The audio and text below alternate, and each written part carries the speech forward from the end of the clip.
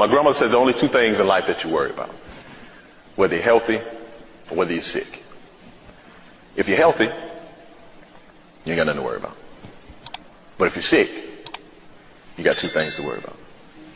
Whether you're going to get better, whether you're going to get worse. You get better, you ain't got nothing to worry about. But if you get worse, you got two things to worry about. Whether you're going to live, whether you're going to die. If you live, you ain't got nothing to worry about. But if you die, you got two things. Whether you're going to heaven, whether you're going to hell. If you go to heaven,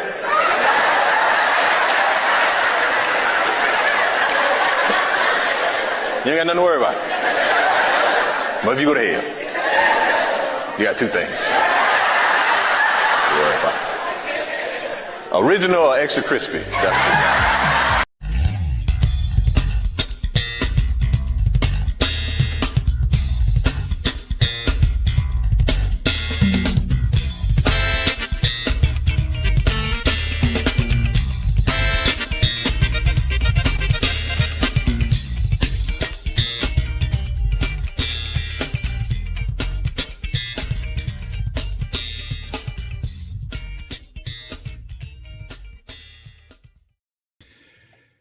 Why is it like?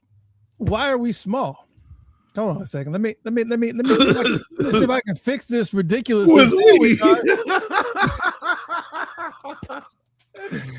WTF, welcome to Funkatopia Live. I am your host. Making fun of myself. I know. See, I can't even. I am your host, Mr. Christopher, and this is the Rhythm and the Rhyme. The Rhythm and Rhyme, pitch perfect every time. Soul Asylum and NPG drumming legend, Mr. Michael Bland, aka Michael B. How you doing, brother? Yes, well, as you know, yes, in the face is the only thing I can say about that. In the face. In the I face. would say. Yes, there we go. Yes, in the face.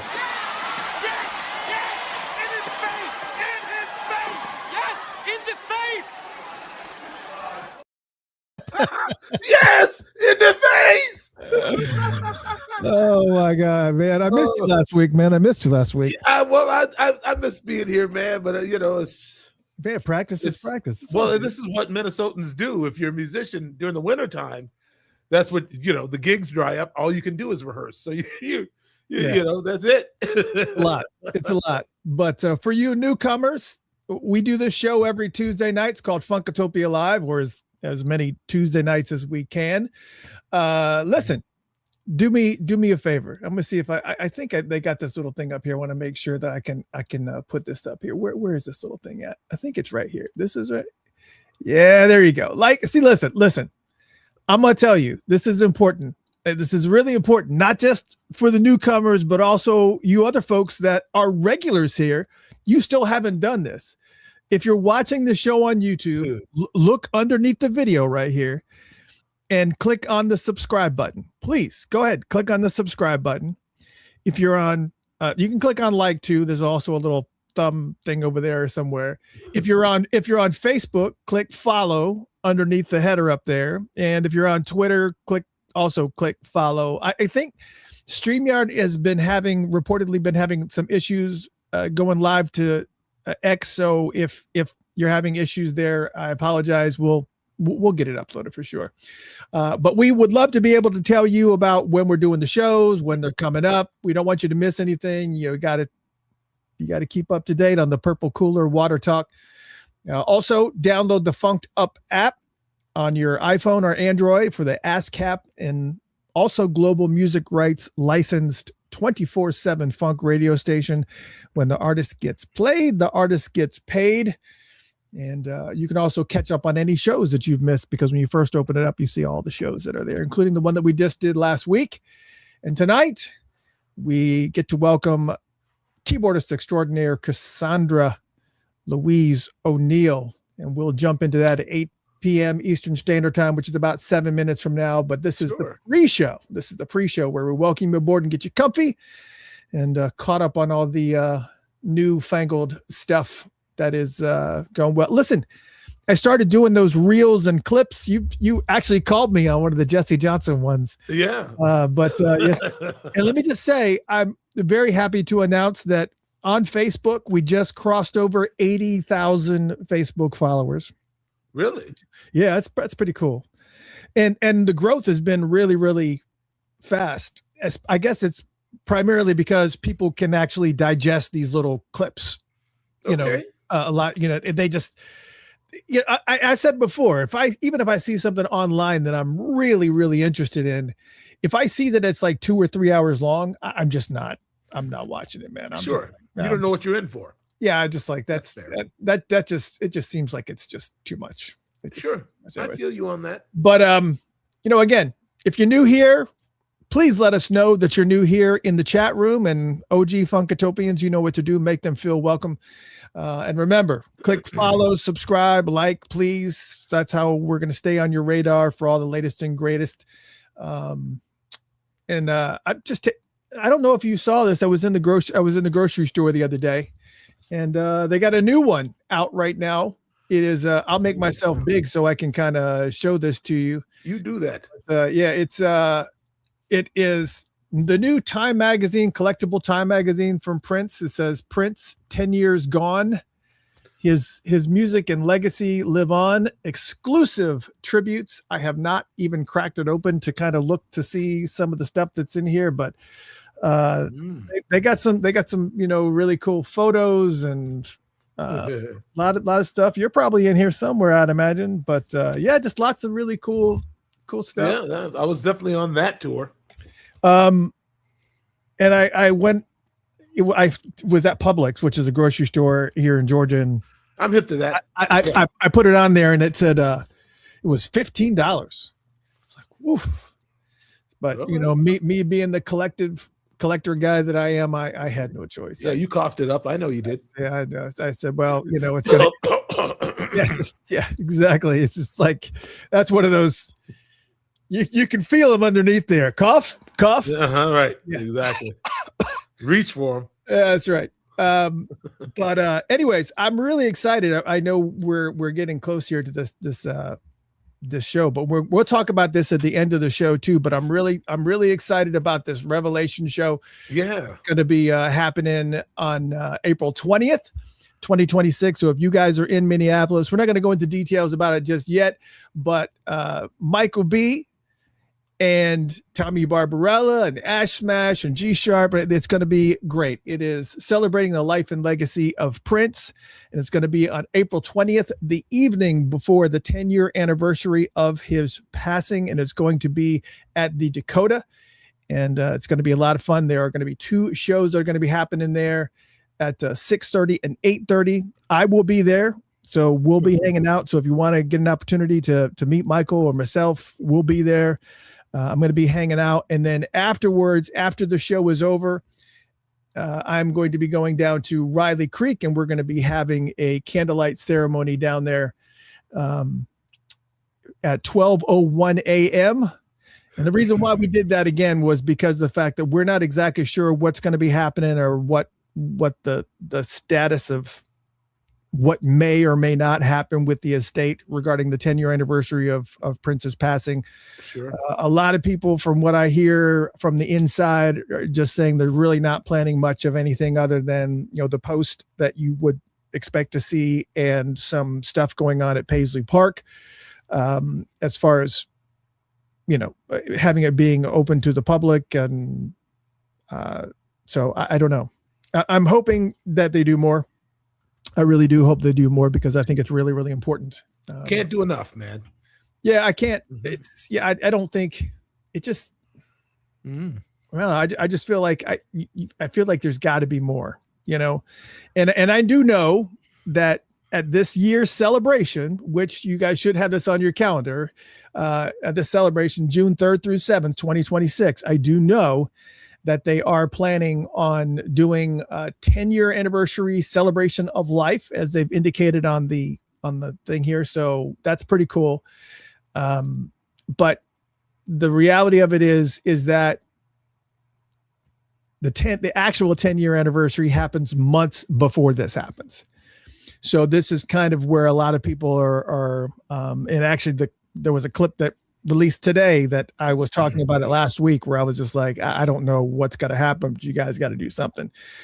I'm sure that whatever they're planning June 3rd through the 7th is going to be fantastic. It's going to be great. I will be there. Well, we'll see. Let's just say it's going to be fun. And it's going to be a great time for Prince fans to get together. It's a really important year to get together because, a lot of people have kind of asked, well, I mean, we did get the vinyl drop. We got the Hit and Run phase 1 and phase 2. There was also the planned vinyl drop from the Sheffield show in London, the one that you were on, that was going to be pressed on vinyl and released on Record Store Day. But for whatever reason, there was some production issues on it and it never happened. But I never heard any type of official announcement that was actually going to be a thing anyways. It just wasn't on the list. So I don't know if it was the Europe side of things that were going to be doing that, or if this literally was something that was going to be released worldwide. I don't know. But Record Store Day this year is 3 days before his 10-year anniversary of his passing. And, again, we got the Around the World in a Day release, and we also got Hit and Run phase 1 and phase 2. Then on top of that, of course, you also got the Michael Jackson movie, that's going to be hitting the theaters just a few days after his passing. And I heard a lot of people, talking online saying, oh, well, we don't, I can't believe it. They scheduled that release to kind of draw attention away from his passing. It's like, no, that's not what happened. The production ended up running long and it just ended up there. It's complete happenstance. So don't get caught up in all that nonsense. It's going to be a great movie. Go see it. And the scheduled release had nothing to do with them wanting to do something to kind of draw attention away from Prince's passing. It's just not, no, it didn't happen. Yeah. So it just stopped that. And of course, a lot of people ask us, well, he, and it is past the 8:00 hour. We're waiting for Cassandra O'Neal to get here. She will pop in here in just a minute. And then when she does, we'll bring her in. But a lot of people ask me, they said, well, why is there's so much focus on his death? And for, some of the new folks out there, I know you OGs know that know and follow Prince quite a bit. He wanted us to celebrate his passing. He wanted us to celebrate this. This was something that he was very, very specific about. Matter of fact, I found the clip so that you guys could hear it coming out of his mouth. Here is the clip where he actually says this. This is an interview that he did at Paisley Park with Mel B. And here is the clip so that you guys can hear it for yourself. This is what he wanted us to do. Here you go. On birthdays, you don't like birthdays? No. No, not into that. No. We came here not knowing that we were going to die. Somebody told us that. And if we never knew we were going to die, we wouldn't celebrate a birthday because But isn't it nice to celebrate the day you was born? I'll celebrate the day I die. Because you're going to move on to the next path in life. Yes. There you go. Here you go. So it's not just us saying, hey, we need to celebrate and reflect on his it's not just that. He asked us to do this. This is what he wanted us to celebrate. So it makes complete and total sense that this is what we should be doing. So I feel like you can't say that enough. It's not lost on Prince fans that this is a very, very important day. Not only that, but we're also in the year where we're celebrating the 10-year anniversary of his final concerts too. And Right. you know what? I mean, one of the biggest things I've kind of been stomping my feet about was about the Prince Piano and a Microphone tours, because this is the 10-year anniversary of that. And I just feel like that needs to drop. But I don't know what's all involved, and it's kind of silly. I feel like the estate doesn't really have a good understanding about some of the nuances of the importance of the nuance of this day. I get it, but this day, the day specifically, not waiting until June, but just, I don't know what's going to happen. I feel like the nuance is lost. Well, in a sense, I suppose, but I mean, it's everybody's got their own sort of relationship, with Prince. Yeah, as a thing, as a person, as a concept. Oh, sure. I mean, we often wonder why people don't see things more the way we do. I mean, but I mean, people become attorneys and doctors and whatever they do for good reason. I mean, if Lundell McMillan was a musician, and maybe he is a musician, could be, but people are designed for certain things, Right. I guess that's all I'm really saying. I'm not really saying much at all, I suppose, but I get where you're coming from. But you're coming from the perspective of a fan, Yeah. I mean, I worked for him, but I was also a fan to a certain degree, I mean, but not everybody that worked at Paisley Park was necessarily a fan. Right. Know what I mean? Oh yeah, definitely. Yeah. Absolutely. Yeah. Understood. I mean, I get it. Just doing a job. Their heart's not involved necessarily in it. Well, and I mean, I also feel like there's this part. There's like different facets of the estate, of the Prince estate itself. And for those of you who are tuning in for the Cassandra O'Neal interview, I just reached out to her. As soon as she gets here, we'll start the interview. But it's not like we don't have plenty to talk about. But as soon as she gets here, we will break into it. And I just sent her a text also. But I think there's some nuances and some facets of the estate that are business. And then I know that there are facets of the Prince estate that are business related, and there are some people who are in that arena or in a part of the estate that really, really are concerned about what specifically is done, and what in regards to the discography and his wishes. And I just think that everything that we're hearing right now is just kind of just wrapped up into it's too wrapped up into the business side of things. Sure. And rightfully so. I mean, because if the business doesn't make money, if the estate doesn't make money, then we can't, there's some things that just aren't going to come. So I don't know. Yeah, I got it, man. But I mean, I guess the other thing I'm trying to get to is that I don't know if I can get there from here. Yeah. I mean, just I thought I had it. I don't. But yes, I think I do have it. The reason we're discussing Prince's death is because it doesn't feel like a death at all.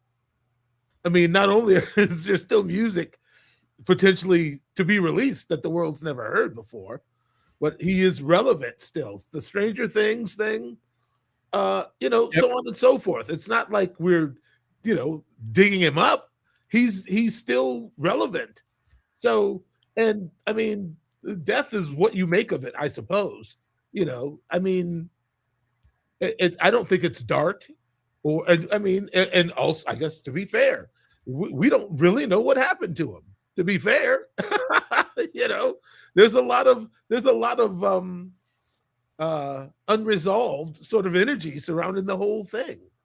So that's why we keep talking about it, not to be macabre, but it's kind of mysterious, and it's kind of current, and it's kind of and as somebody said, because he's that important. We're celebrating both because he's that important. That was Kurt, Electric Vibe. Yes, he's important. That's why we're discussing him.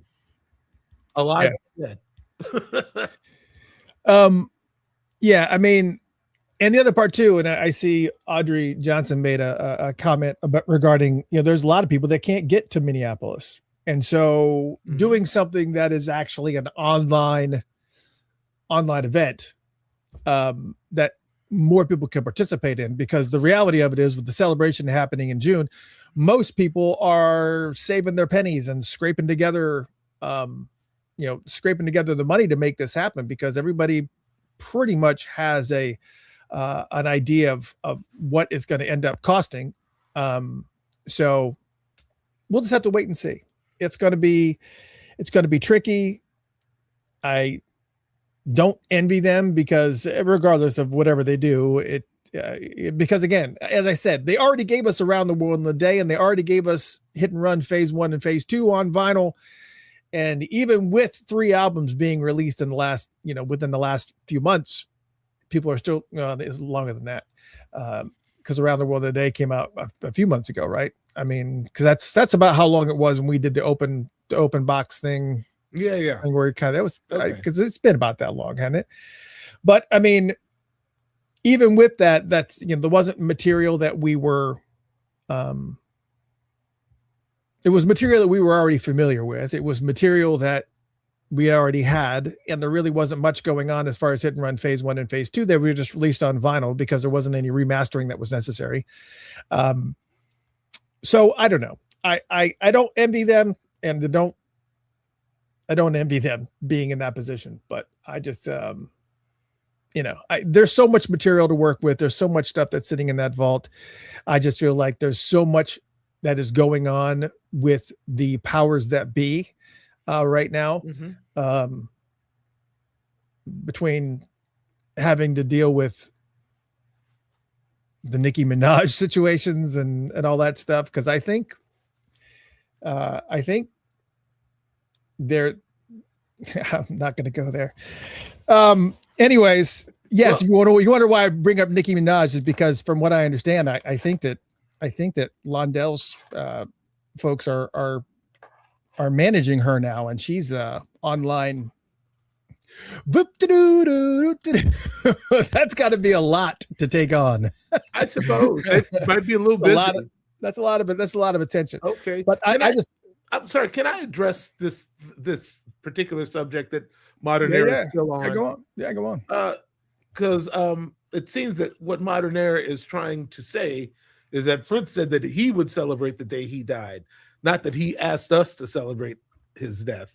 And I think, which is, I mean, but if somebody celebrates their birthday, what? You celebrate their birthday just as if they would. So I don't really see a difference. It's not. We're playing our modern. Is that what we're doing here, Modern Era? We doing semantics here? Yeah, because we're not doing that. Right. We're not doing that. Because that's Yeah. Okay. It's basically the decision. If he would, why wouldn't we? Right. Exactly. And if he is celebrating, there's no way we would know anyways. So that's right. Cassandra, I just needed closure on that. Yeah, it was really bothering me. It's all right. You know how we get. You know how we get. Hey, listen, man. I'm trying to be cool. Let's see what they got here. Hold on. Okay, sorry. I'm. Hold on. Go.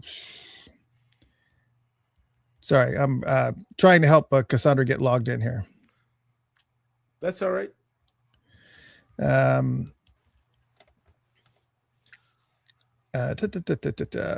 Yeah, I don't let somebody's. So you want me to kill some time while you're doing that? Yeah, go ahead. You're right. That'd be great. They really screwed up the Around the World in the Day Deluxe. I you know what? I understand why you're saying that, but I don't know that I would agree completely. I mean, just the fact that the volume is, the mastering is competitive with anything I would listen to now, or from recent time is definitely a plus. I actually listened to it. I enjoyed it. There's the thing with Girl, the glitch and whatnot, but I mean, I don't know that I agree that they screwed it up. They probably just didn't give you what you thought you deserved, really. And there's probably a lot of people here who feel the same way. So, I mean, what are you going to do? Yeah, and again, sorry. What's happening is that she's clicking on the link and Facebook always has to add their ID on the end of the URL. And when that happens, it screws up the link. So, that's what's happening. So, and she's trying to call me, but obviously we're on here. Last week was full of hot topics. We talked about not only that, but also the situation that's going on with new power generation, and with the contract or agreement that they had in place. Agreement is probably the more appropriate term. That they had in place that was not allowing them to use the name new power generation anymore. And then on top of that, they're not allowed to do full shows of Prince back to back. There has to be they can do a few songs of Prince throughout the night, but they can't do like a full blown Prince show from start to finish. And so there was also that discussion of, well, what's hold on a second. Waste some time. Just talk about that for a second. As far as the impact that you actually have of, doing some of that, because sometimes you do shows that have a lot of Prince in them. And are you concerned that this is going to affect you guys at all? I'm not any more concerned than anybody else. I mean, it's a terrible subject for me to go into right now because I have a lot of feelings about it, but I can keep it in a safe place. I mean, there's cover bands all over the world playing as much Prince music as they please. I don't understand how they intend to get an injunction on everybody. I mean, they're just going to probably pick on the ones that are somewhat local. And, actually, truth be told, expanding the format, and including more of the everybody who was involved in the Minneapolis sound. Paul Peterson was already starting to do that before I even started to change and go in that direction with the St. Paul and the Minneapolis Funk All-Stars. So they should be pretty safe. But as far as the MPG, yeah, they're going to have to figure out a way to pad the list. I don't know what they're going to throw in there. Maybe some classics, maybe some old school funk to kind of round things out. Some of those covers that Prince used to like to play. I don't know, but it's for me, it's I don't feel threatened, but I'm doing this because I feel like it. I don't need it. It's not going to change my life that much one direction or another. As anybody who knows what I've been up to knows, my Urban Classic organization, we do different shows all the time. So it's not a matter of maintaining revenue or competing or any of that. I'm doing music right now in my life. I'm doing music purely for the love. So, it's up to the estate to decide whether they want, Prince's music to continue to be prevalent and plentiful and an interactive experience, because Prince is not here to perform live for anyone, so I'm beginning to think there's only us who are left, to do so. So yeah, I'm beginning to think, I literally am beginning to think that I think the agreements that are in place or what they're referring to are specifically bands that used to be associated with Prince that are carrying on as such. Yeah. I feel like that's because you're going to be talking about affecting Purple Experience or Purple Rain, REIGN, and all those different bands like you just mentioned. But I think where they're probably drawing the line a little bit, is that the basically Cassandra just kind of came in. Basically, I think it has to do with the new power generation playing as the new power generation, or as you're probably right. Yeah. A Revolution playing as the Revolution and playing all of his music, because then it kind of, they don't want his trademark or his IP to get muddied by those types of things happening, because this is a whole thing. Yeah, whatever concerns they've got. Yeah. Yeah. I think that's got to be it. It's yeah. Who knows how far it will reach or what damage it may do, but it's their situation to handle however they choose, man. I'm not fighting. Yeah. I love everybody. I know we're running a little bit off, but we had a little bit of technical issues, but we got them all worked out tonight. We welcome a true keyboardist icon. She's obviously played with Prince as part of the New Power generation for years, but she has also toured with Pink and Yolanda Adams and 98 Degrees, Sheila E. I mean, the list goes on and on and on. And also served as musical director for Macy Gray, Mary J. Blige. We're going to talk about all those things. Just way too many accolades to cover. Ladies and gentlemen, it is an honor to welcome the Queen, Cassandra Louise O'Neal. There she is. Hello, Cassandra. I am not the queen, but I am so sorry. Princess? When we go to Princess? Or? No. I am a queen. Thank you so much for acknowledging that. No, I'm so sorry for being late. I'm sorry, y'all. That thing that you sent me, it just said funkatopia.com. I'm like, that's what it says.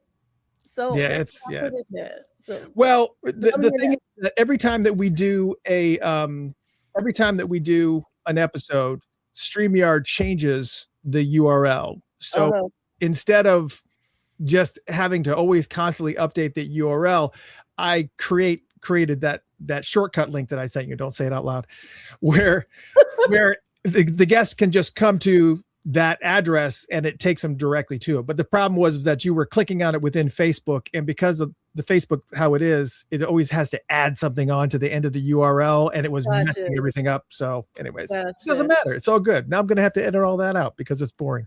Hi, Cassandra. How are you? I'm good. Oh my goodness. I couldn't do this without you. I heard. Yep. I wasn't going to. I appreciate it. It ain't right. It ain't right. We gotta do it right. And however you want it, it's all right with me. Yeah. And all the all the love is coming in. We'll put we'll put them up as they go. And I don't know if you can see the chat room over on the left hand side of your screen, Cassandra. I can. Hey, Purple family, I love you. So we will actually we'll post. If anybody has any questions specifically for Cassandra, I will click them. If I don't read them out loud, it's not because I'm ignoring you. I am storing them for when we get to that portion of it, or I plan to talk about it and I plan to ask her that question. So just relax. I try to do as much as I possibly can.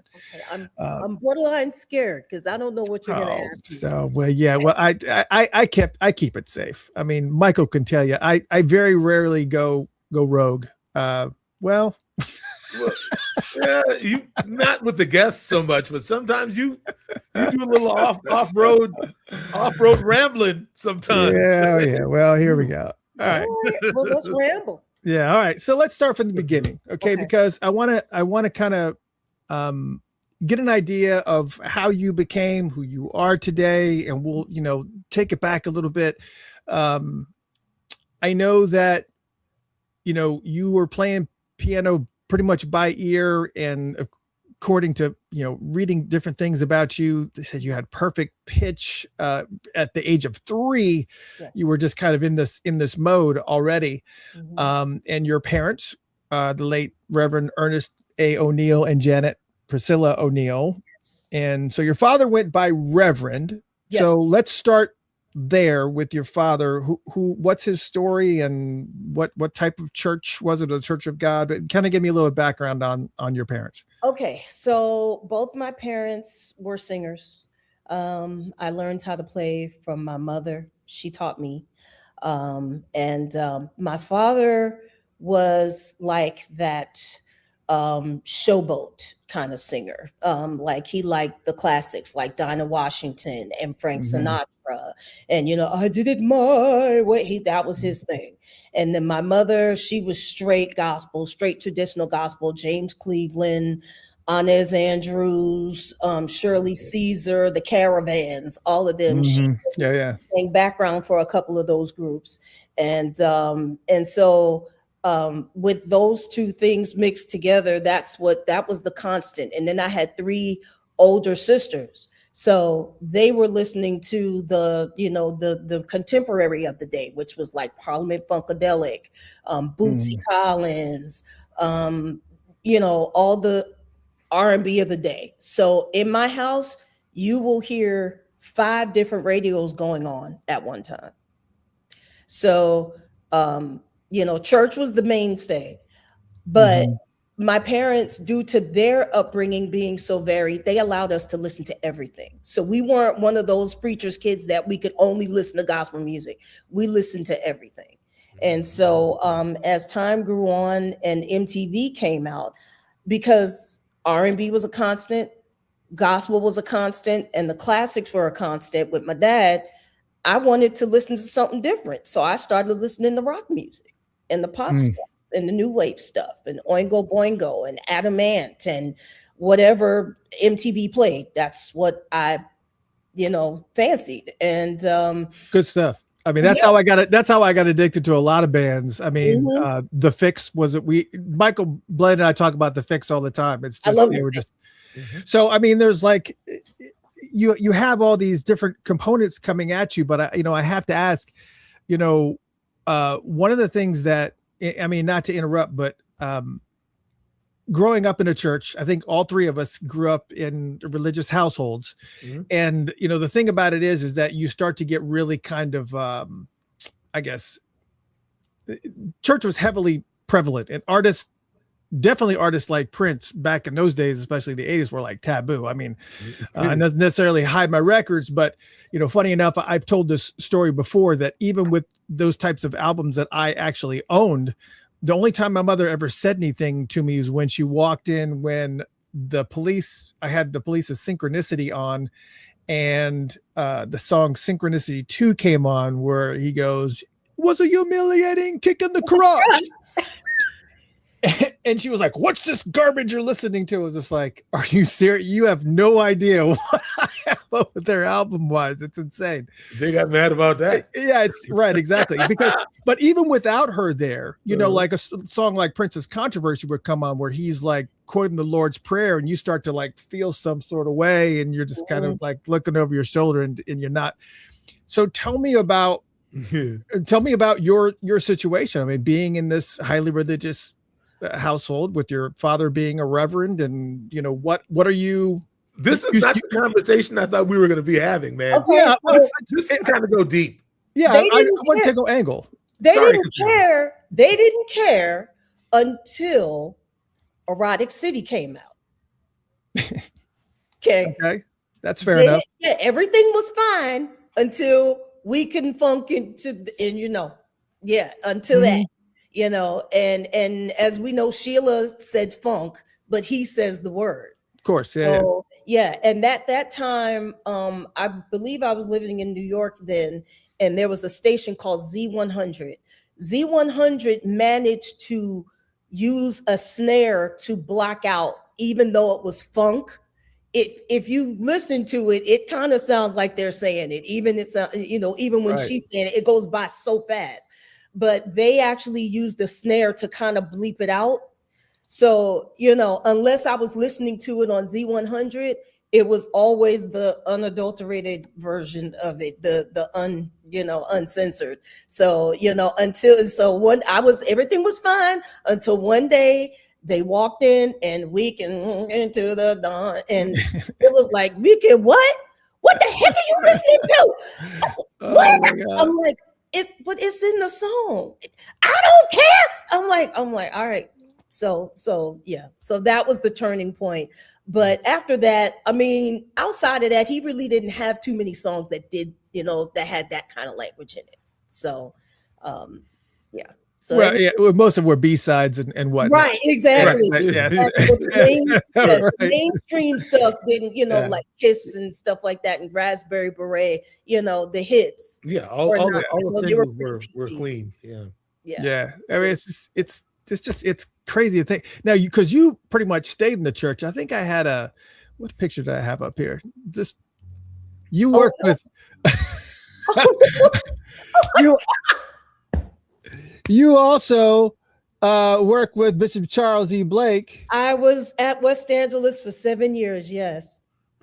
So yeah, I mean, it's just amazing to me how much time that you spent, working with the church, and it's just surprising that you were, able to kind of navigate those waters as well as you did. I mean, it wasn't easy. So skipping ahead to, since you brought Charles Blake in the, and let me send out my condolences to Bishop Blake in the loss of his son, Larry Blake, who I did know, Pastor Larry Blake. And they had his service last Wednesday, I think it was. It was the last Wednesday or Thursday. So my prayers and my love go out to them. West Angeles, okay, I'll say it goes back further than that. So a lot of people didn't realize that being a musician is also an occupation. In the church, they didn't really look at it that way. And so when I moved to LA in 91, the plan was, I'm going to play for all the famous gospel people. That's what the plan was. And it didn't work out that way, because I realized that gospel at that time, it didn't pay very well. And I needed to eat. And so, Right. Yeah. I needed to eat. And so, and plus my deep desire was to play secular. You know what I'm saying? At 12 years old, I said it. I'm going to play for a big name artist, a big name pop artist. I don't know who it's going to be. Didn't know if it was going to be Prince or Mary J or whoever, but I knew it was going to be somebody. And that was my heart's desire. That was something that I said out loud. My mother knew that that's what I wanted to do. My parents knew, my whole family, they knew that that's what I wanted to do. And so when I moved to LA, it was like, okay, but I'm going to do gospel because that's where the core is for me. You know what I'm saying? That's where, even, I don't care who I'm out with. If I can make it back to my church on Sunday, I'm going to be there, so. Right. Yeah. But what ended up happening was, as I got older and, started to get a little less naive, I figured, I said, wait a minute, I can do the secular stuff and I can play in church at the same time, and it was something that I had to talk with God. I had a come to Jesus moment, literally. And I said, listen, I really don't think that the church that's not the end all to be all for me. You know what I'm saying? I feel like I'm supposed to be in something a little bit bigger than the four walls of a church. And plus, here's the thing. The song says, this little light of mine, I'm going to let it shine. How am I supposed to shine in the midst of a bunch of other lights in a church? Understood. Yeah. I think a lot of people I think there's a lot of people that do use the church as a launching pad for their careers in music. So, I mean, it's not, I know, even though the church doesn't visualize it like that, I mean, they need a choir, they need their music department. But I think a lot of people are figuring, what am I going to do? It's going to be an open mic, or, how can I start learning about the industry and learning about the business? I mean, you think of the laundry list of people that have done that, from Aretha Franklin to all the way down the list. Right. So I think it's always kind of been like that. Now, you were the staff musician at the West Angeles Church of God. Did you ever hold a position in the music ministry for your father's church? I was too little. That was my mother. My mother was the first lady, the minister of music, the choir director. That was mom. Yeah, dad stopped pastoring when in 85 when they divorced. So I was 12. Got it. And we moved from New York to Philadelphia at that point. So I was just a regular old church member. I would sing in choirs. And plus I wasn't playing like that. Like, I wasn't really playing the churchy style yet until I was like in my late teens, like when I got about 16, 17. So I would sing in choirs. Me in the alto section, killing it in the alto section. So singing is my first love. That's what most people don't know, because when I moved to LA, I saw that everybody was a singer, even if you couldn't sing. So I didn't let anybody know that I could even carry a tune until, maybe I was at a session or something and somebody was like, I need a female vocalist on this. You know anybody? I'd be like, yeah, me. and so it would slowly come out that I could carry a tune. And here's the thing, back to the church thing. The people that have the most issues with it, with the, you can't do both and you can't do this and you can't do that, are the people that are not in it. Mm-hmm. You know what I'm saying? Musicians, we know what it is. We know what it is. That's a cross that only we can talk about, singers and musicians that come from the church that want to make a living and want to do other things, that tug of war that we have between what people think is what's right and what's wrong. You can't really talk about it unless you live it. But if you look on Facebook and on social media, the ones that have such a big problem with it are the ones that don't do it, because they don't understand. It's like, this is an occupation just like anything else.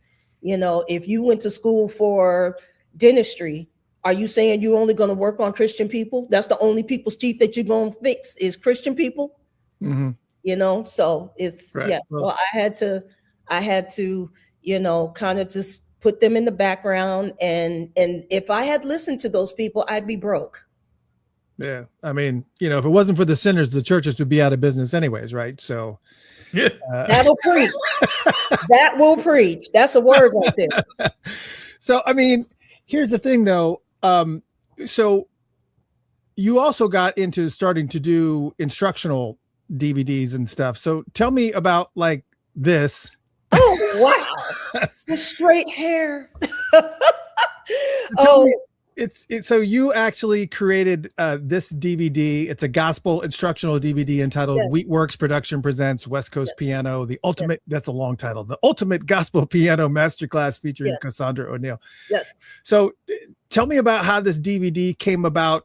I mean, and have you done any other DVDs like this? No. So I met Sebastian Wheat. He's Wheatworks. Hey, Sebastian. I talked to him earlier today, actually. And I had seen these videos, and I met him, I think, at a NAMM show, I think it was. And, he was from New York. I was living in LA. He was from New York. And, we started talking about, just kind of shooting the breeze. And he mentioned this, me doing this DVD. And I'm like, yeah, that would be great. Plus it was different. I had never, I was going, at that point, I was kind of in and out of college. I would go for 2 years and quit because I had gotten a tour to do. So, so he flew me to New York and we did it. And, even with the inharmonic notes that were wrong during the video, we got it done. And it was a bestseller. It was a bestseller for a long time. And it opened up a lot of doors for me. As far as, going around and doing workshops and clinics and all of that. And that was my first bite as far as wanting to teach. And, that led me getting my degree. And when was the last time that you watched that DVD? Here, well, if it's been a while, let's take a look. You knew it was the setup. Here we go. Oh my God. But first, we're going to ask her to open us up with a song. Cassandra? No. Ay, ay, ay, ay. Ay, ay, ay, ay, ay, ay.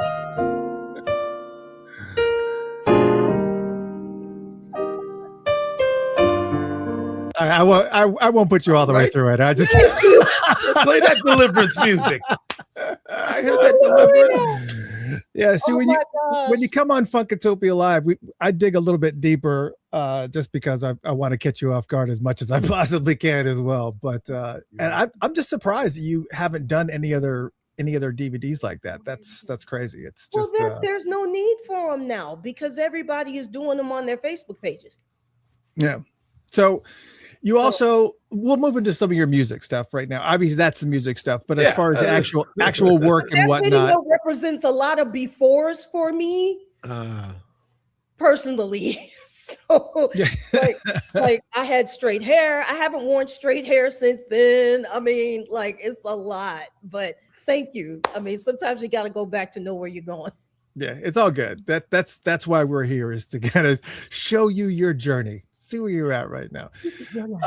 So let's talk about music as far as like your actual professional work that's out there. I know that you did some soundtrack work. Matter of fact, you were on the Dreamgirls soundtrack, and I have a couple questions about soundtrack stuff. Like, you play keyboards on the Dreamgirls soundtrack. Mhm. Is it easier to work on soundtracks or more difficult? So that happened. That was a situation that happened like very quickly. A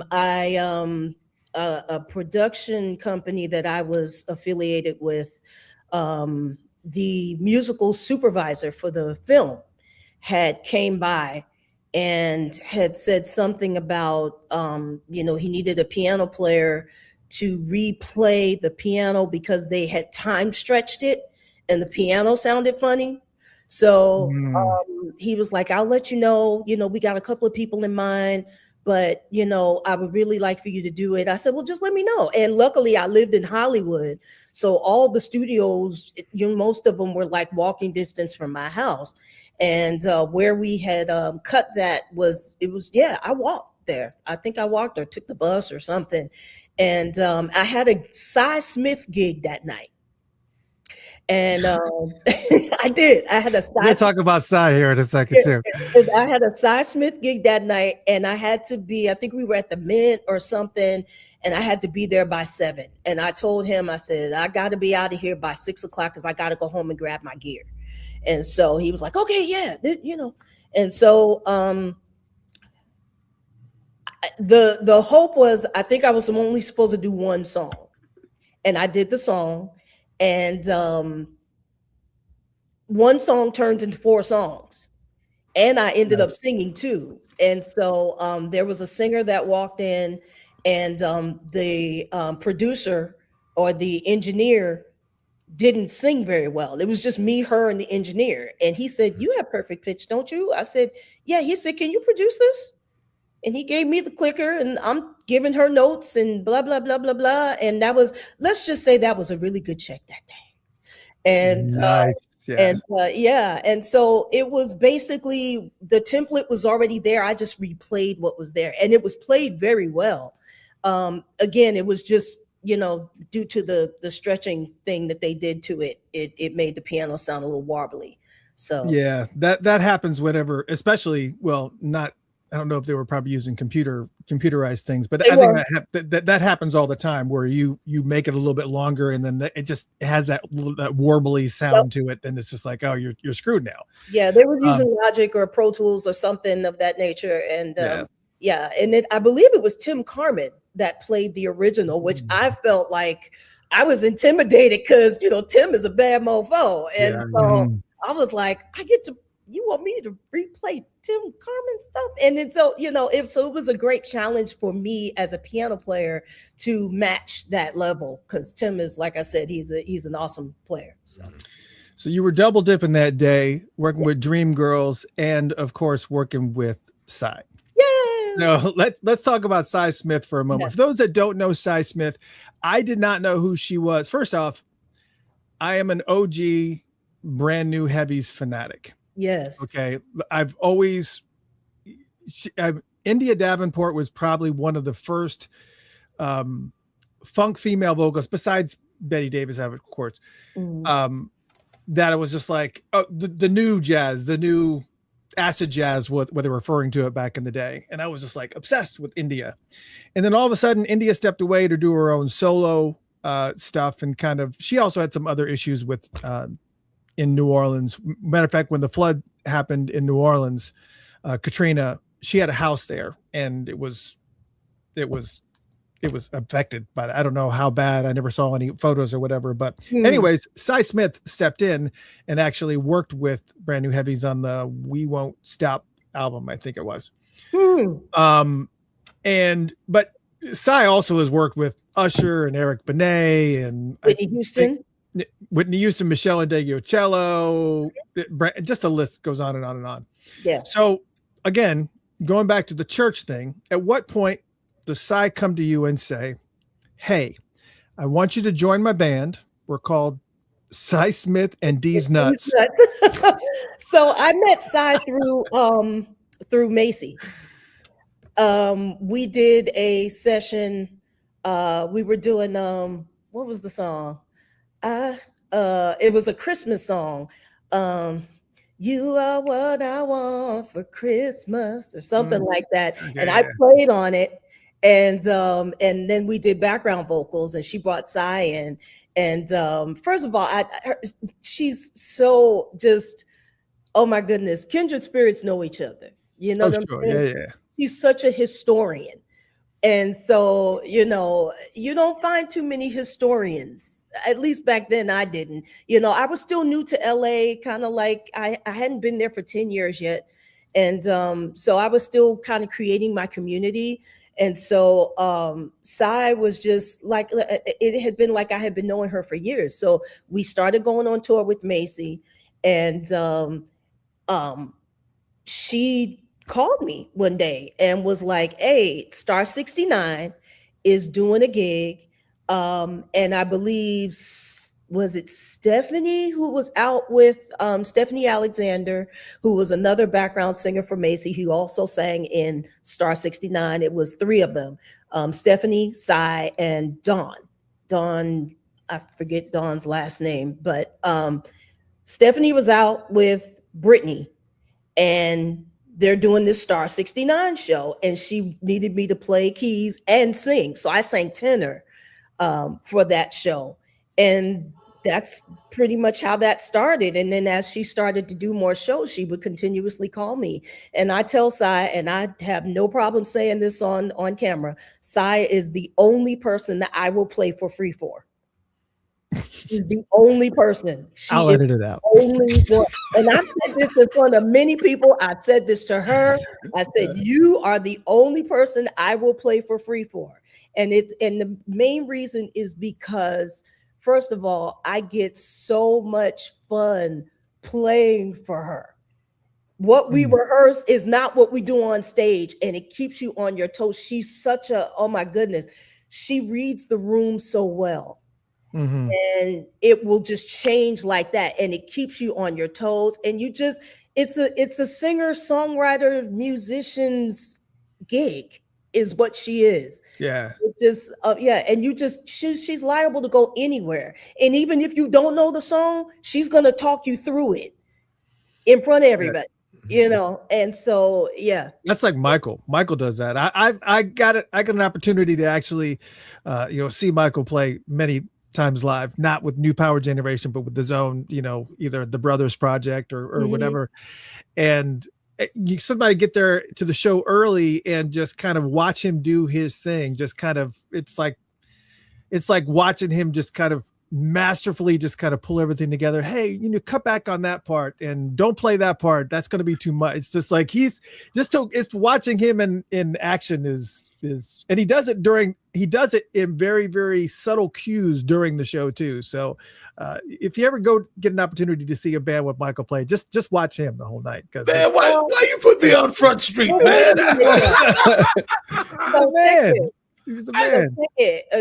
Now, Michael, you know where I'm going. So I don't. So here we go. So of course, I was a big Michael Bland fan when Diamonds and Pearls came out. That was my introduction to you. I knew who you were, but then I put the face to the sound at that point, and I was a big fan ever since then. Oh, now. So one fine day, what year was that, Michael? Was that 2014 when we were all in that room learning those songs? I think it was more like 15? 2011. I think it was earlier. No, because it was Goucher. Goucher came in later. Okay. All right. Yeah, Goucher came in after Ida. You might remember better than me. So yeah. To make a long story short, Prince put 4 people in a room. This is like the real world. 4 strangers picked to live in a house. 4 musicians picked to learn songs at Paisley Park.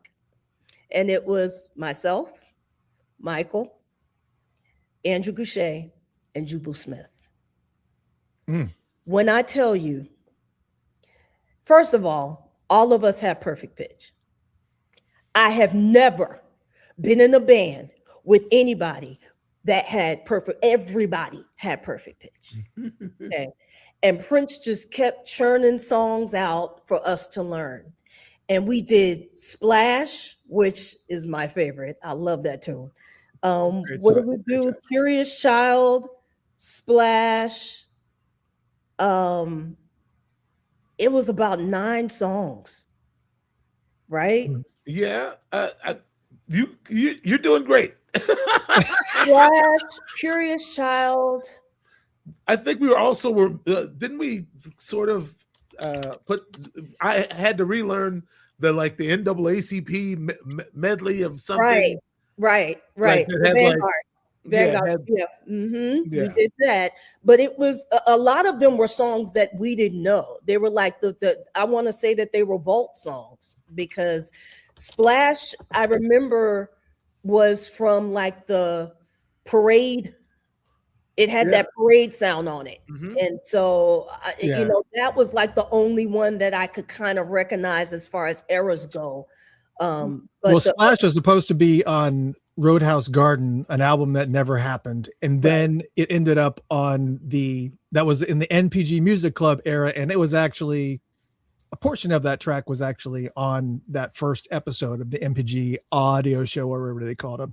Okay. So yeah, I do. Yeah, that's, I mean, Michael, are you remembering it? You kind of look like you're along for the ride. That I had a sort of memory of, did we played a large room with no light, right? Yes, we did do that. We did, yeah. Okay. That's in a an dark amazing room, no song. light. It's a very abstract time, man, because it was really like, and that was one song he would dangle with us, because we Sure. would do it at sound check, but we never performed it live. We didn't. I remember seeing him with Rhonda and Renato doing it at I think it was Montreux. Sure. 2009, I think it was. Okay. He would dangle that one, and it was Such a beautiful song. yeah, that's such a great song. Oh my God, yeah. But there were a bunch of songs that, like, going into the organization, that I couldn't wait to play, that we never played, and that was one of them. It happened to me too. I joined the band, and Eric and Bliss were out. I mean, when I was in high school, I wanted to be in Madhouse. Right. Yeah. So Right. I'm thinking I'm gonna play. I'm thinking we're gonna play that, and where they at? we played it. Yeah, right. Yeah, we never played it. Life Can Be So Nice. Sure. I wanted to play that. I get it. The Parade. The Parade album is my favorite record. I think that a lot of musicians say that. I think I read somewhere D'Angelo said the same thing. Like if he was on a desert island, that he had only one record. Well, this year is the 40th anniversary of that album, which is a shocker. Do you have any thoughts about what you would like to see in regards to a re-release of that album, considering that obviously it's tied to Under the Cherry Moon, the movie? Is there something, a vision? Because I know you've heard that of this potentially Parade box set that is coming out. Do you have any wish list for that release? First of all, Parade, like I said, is my favorite. If I had to have a wish, I would like all the B-sides plus the record, the regular Parade album songs on one thing. You know what I'm saying? Like, that's my go-to, where I don't have to, grab my vinyl of Venus de Milo or of Alexa de Perry if I want to hear that stuff. Oh, sure. You know what I'm saying? Like, have you ever played Alexa at 33 1/3? No. You have to play. I've done this before, where you take Alexa. If for some reason something happened, because it was a 45, but it was a 12-inch 45, and I put it on the record player, and because it's a 12-inch, I just automatically set it to 33 and a third because a 45 was a 45. Mm-hmm. And so I put it at 33 and a third, and I listened to that song. I was like, this is a really cool song. This has really got a vibe to it. And I probably listened to it for that way for, I don't even know how long. And it just happened that I played it one time in a room with my friend Rob, who walked in and was like, why are you playing it like that? And I was like, what do you mean? And he switched it to 45, and I'm like, holy cow, it's like an entirely different song. Wait a minute, this is the yes, you can actually I actually created a video. I think I created a video. I put it at a 33 and a third, and I played it, and people were like, wow, this is a whole different thing. But if you've only ever listened to it at 45, it takes an adjustment. But yeah, that's how I started with that song. Okay. Wow, man, that's trippy. Yeah, it is. Because if you play Alexa in at 33 and a third, it's a really highly, it's got a real sexual charge to it. It's just this driving, because even in with Alexa to Paris, what's interesting about it is that, you know, that that drum fill in Alexa to Paris, right? Yeah. When and when it's slowed down, it just sounds normal. It's like it doesn't sound sporadic like that. wow. And literally, if you listen to it like that, you almost think, did he record it at 33 and a third and just release it as a 45 to just kind of like what he did with the solo with When Doves Cry? When Doves Cry, that solo was Slower. not double time like that. He Made Fink learn it that double time, but that's not Fritz how it slowed was the tape recorded. down to do that. He tried to make me learn it. I was like, Pass. yeah, let's not and say we did. That thing is crazy. I think I think I was at the point, honestly, when he had passed away. Around then, I had started learning it. Mm. And then when he left us, I just kind of I guess he'll never know how far. Yeah, right. right. I don't have to worry about him calling that one. Then. But I would play something of the like though when we would play it, you know, because it goes by so fast, you really can't, you know. You know, there were parts of it that I could memorize that, you know, I made sure that, you know, yeah. So yeah.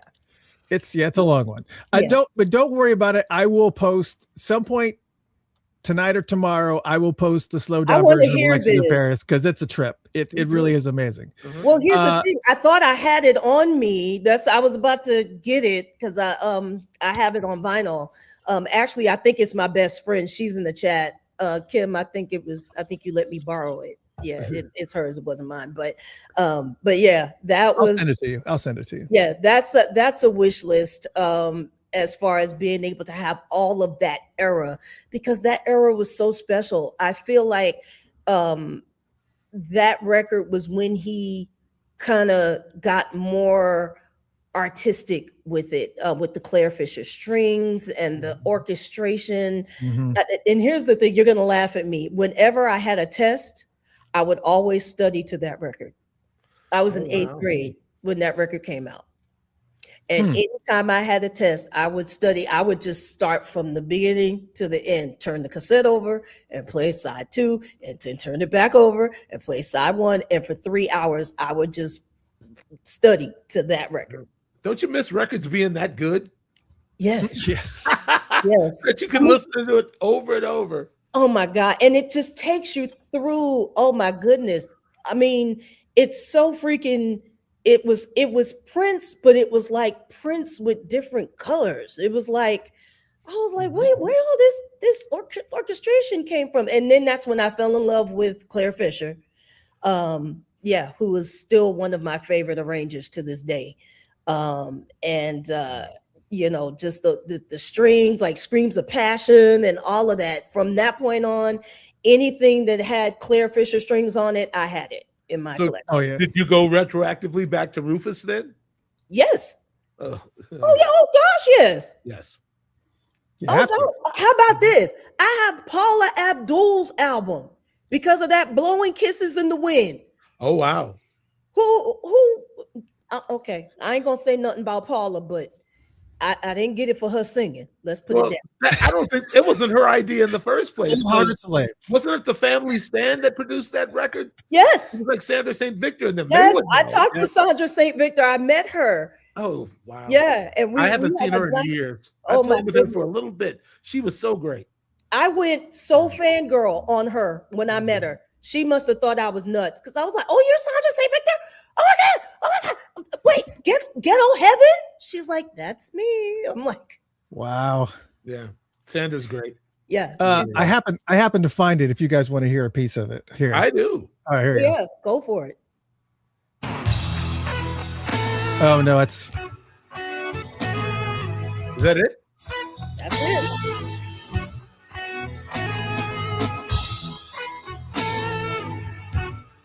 Yeah, I guess it's like half speed or something. Mm-hmm. Yeah.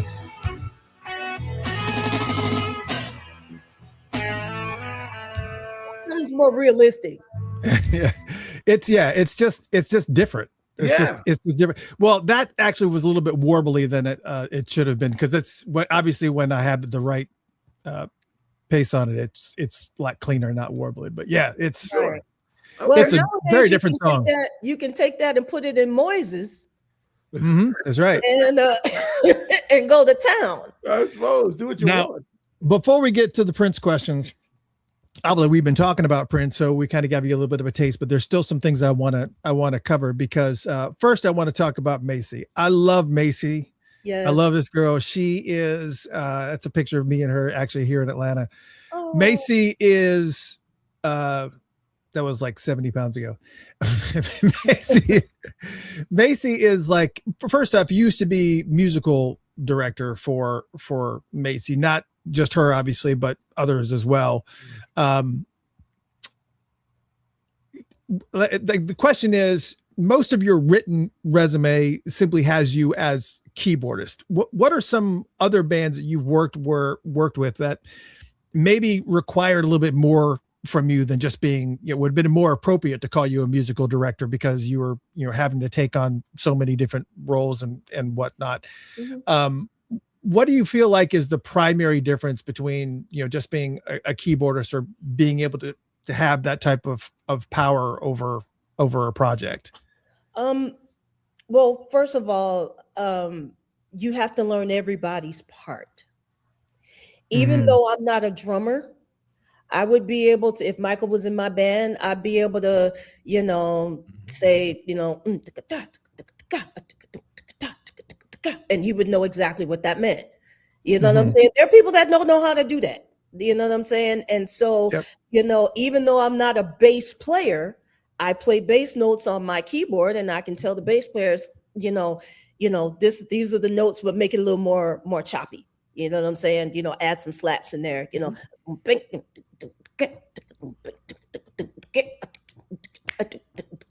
I'm saying? That kind of thing, or like, if you play a fishnet, doom, doom, doom, doom, doom, doom, doom, doom, doom. So it's not just me giving just the notes, I'm giving the feel as well.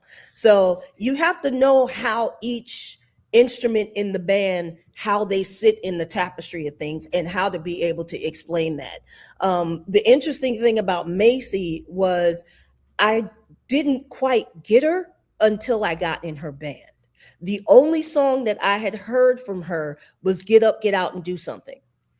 And so, all I remember was, seeing this video with this woman with this crazy hair and, and I can only do for you and I, that's all I heard, Yeah. A lot of people, that's not just you. Last night in my bubble bath, in my later days, well, and I'm just like, that's her. Okay. Yeah, that's her. So when I met her and I got in the band, first of all, Macy's music is composed of so many different eras.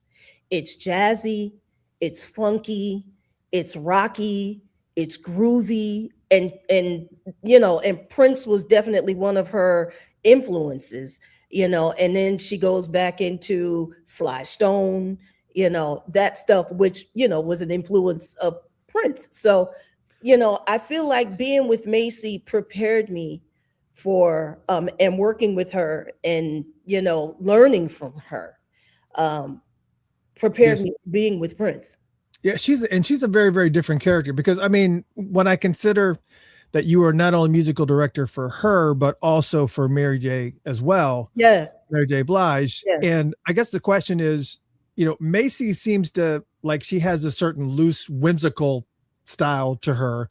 Yeah. I mean, even just like you just imitated, even her voice is like a character upon itself. It's like Exactly. you hear her talk and it's just like, that's Macy. She was on Masked Singer. And from the second that she opened, because she was actually wearing a whole entire You knew outfit. who it was. That she opened her Yeah, mouth, I was like, how do you all know this is Macy Gray? Nobody else sings like her. Yeah, it's just nobody. But so with her character, and Mary seems like she would be very intense and very, very pocket heavy. When you have artists that are two different sides of the spectrum, do you feel like you have to shift your style as a musical director, or you just stay consistent and they got to keep up with you? I mean, No. I mean, adapt. It's an adapting thing for the musical director, because we have different colors. You know what I'm saying? The way that we approach music is according to the genre. Like, I wouldn't approach a jazz gig the way I approach a gospel gig. You know what I'm saying? Yeah, I wouldn't approach a rock gig the way that I would approach a R&B gig. You know what I'm saying? So you just kind of, you read the room and you read the genre and you go from there. The cool thing about Macy was Macy's ideas were so uncanny that they worked, if that makes sense. It would be like, she would say to me, one of the first things that she said to me after she heard me play is, she'd be like, I want no her Barbara. I want no her Barbara. I want that jazzy shit. I want that. Give me the chicka I'm like, okay. And I knew what that meant. It was funny, but I couldn't be mad, because she explained exactly what she wanted from me. And it got to a point where I learned to read her, very well. And that was not the easiest thing. And it wasn't her fault. It was mainly me, because it was like, well, okay, there's more than one way to say certain things. And this woman has her own way. And so, in order for me to be able to get what she needs out of me, and what I need out of her, I have to communicate with her on that level. And because when I would give her ideas, I'd give it right back to her. I'd be like, all right, how about she like, yeah, I like that. So the translator, the musical director is the translator. Exactly. And I worked with her I was with her for 5 years. I didn't want to leave, but she had started doing more acting and she wasn't working. And so that's how I made the transition from her to Mary. And, I need to know, where did y'all find Arik? Did you play with Arik? Was he in the band? Oh, Arik was already there when I got there. Arik the Freak. I love Arik. Arik, listen, Arik was the cornerstone of that band. Arik was because he had been with her for so long. He had written some of those songs too. Yeah. And so, when I needed, like, is this chord right? Am I playing the right feel?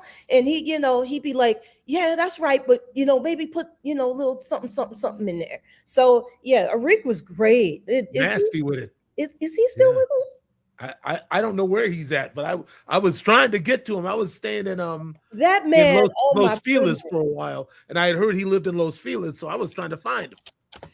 Arik, you're bringing me back, because Arik was like that special sauce. Yeah, he had. Oh my goodness! Oh wow, Arik the Freak, we called him. He's a guitar player with Macy. Yeah. If anybody wondering who we talking about, I think I saw him with a turban on. Yeah, he had a turban on. Yeah. Whoa, watch out! Listen to the stroke. Arik was bad. Yeah. And not only was I playing, but I was also singing background too. So, that was another thing. And, Prince really kind of honed that in for me because, again, I kind of put the singing down for a second. And then one day, the way he found out that I could sing was he was playing Automatic one day. And we had just ended rehearsal and he was at Morris's station playing AUT-O-Matic. And I was, people were gathering up their stuff and I timed it. I picked up my bag, my backpack or whatever, and I walked by him and I made it to bar 7 and I said, "Hey!" Yeah. And he looked and he was like, "Cassie, you're getting a mic." I said, no, sir. No. You already got me doing, I'm playing 3 keyboards, 4 keyboards and dancing. I'm good. I don't need a mic. We went on break. I come back and there's a big fat mic at my station. And from that point on, I was singing tenor or whatever part he wanted me to sing. Sure. That's what it yeah. Yeah, that's how it goes. Yeah, and I really if he discovered you could do something else, he wanted he'll have to do something else. Yeah, and it was fun singing with Shelby and Lisa and Liv. Yeah, it was fun. It was fun. I learned a lot. I was going to ask you. I was going to segue from Mary into Jay-Z. Yeah, sorry about that, man. But I kind of feel like no, it's fine because I kind of feel like if I bring this up, it's going to go down a serious rabbit hole, especially with as much as he's in the news nowadays. Okay. So this is interesting though. What do you remember about this tour? Were you doing double duty? Were you kind of bouncing back and forth or? They had 3 singers. I think I sang on one song, "Come to Me," and that's just because she wanted a fuller sound. But I was just playing and MDing. Yeah, but that was a great tour. That was a great tour. So much fun. Oh my goodness. I remember the Dream was opening up for us, the producer, and that was when he was doing his artist thingy, and he was singing Falsetto, I think is the name of the song. I think I'm in falsetto or something. And Jay-Z didn't recognize the song. And we were standing in the hallway and Jay-Z walks by us and says, "Y'all know that song? What song is that?" Because Dream was doing his thing. He was like, "What song is that?" We like, I don't know. He's like, I don't know. What song is that? He was just like, he was clowning him a little bit. And we're just standing there having a moment laughing and stuff. Yeah. And he recognized me after, I got with Prince. They came to a club gig one night in New York and he kept staring at me, Jay-Z. And he was like, "I know you." I was like, "Yes, you do." I was like, "Mary, Heart of the City." He's like, "Yeah, you keyboard player, right?" I was like, "Yeah." So. I mean, have you, I guess, yeah, I don't want to go down rabbit holes with Jay-Z because now with all this stuff, what's going on with, I know you got to feel some sort of way when you hear him brought up with in the same level with Epstein file stuff. And you got to be like, dude, could he be that? Is that, yeah. Listen, you got to feel some sort of way. I do, but I don't, because the thing of it is, it doesn't involve me. And there's so many layers to this that, I'm just like, Jay-Z he all right, nice guy. I met him in the hallway. We would shoot the breeze. Yeah. It's all good. Sure. Yeah. Let that be that. You know what I'm saying? And of course, we all have our deep down thoughts, unspoken thoughts about things. However, I'm all right. Let the. Yeah. Here's what I'll say about, again, I don't want to go down a rabbit hole about the Epstein thing for sure, but here's what I will tell you.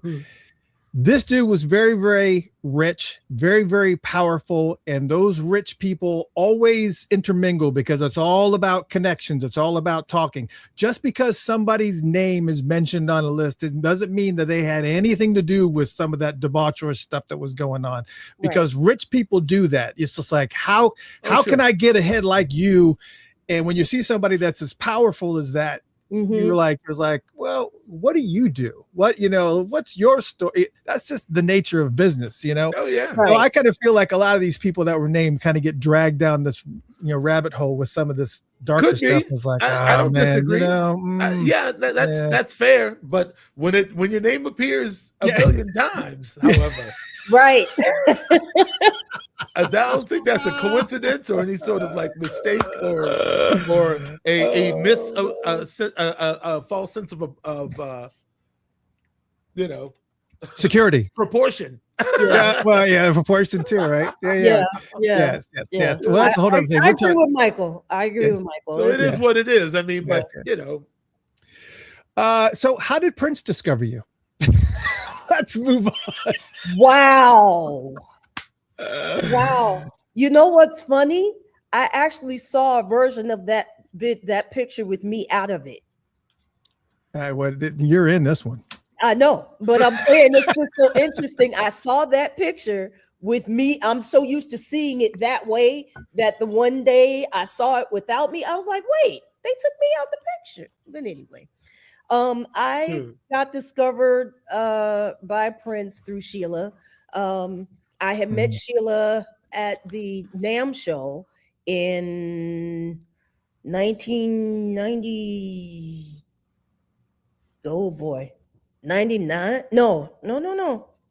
Yeah, 99, 2000, something like that. And then we did the Leanne Rimes Christmas album together. And in 2000, World, What a Wonderful World, I think it was the name. Yes, What a Wonderful World, exactly. Yeah.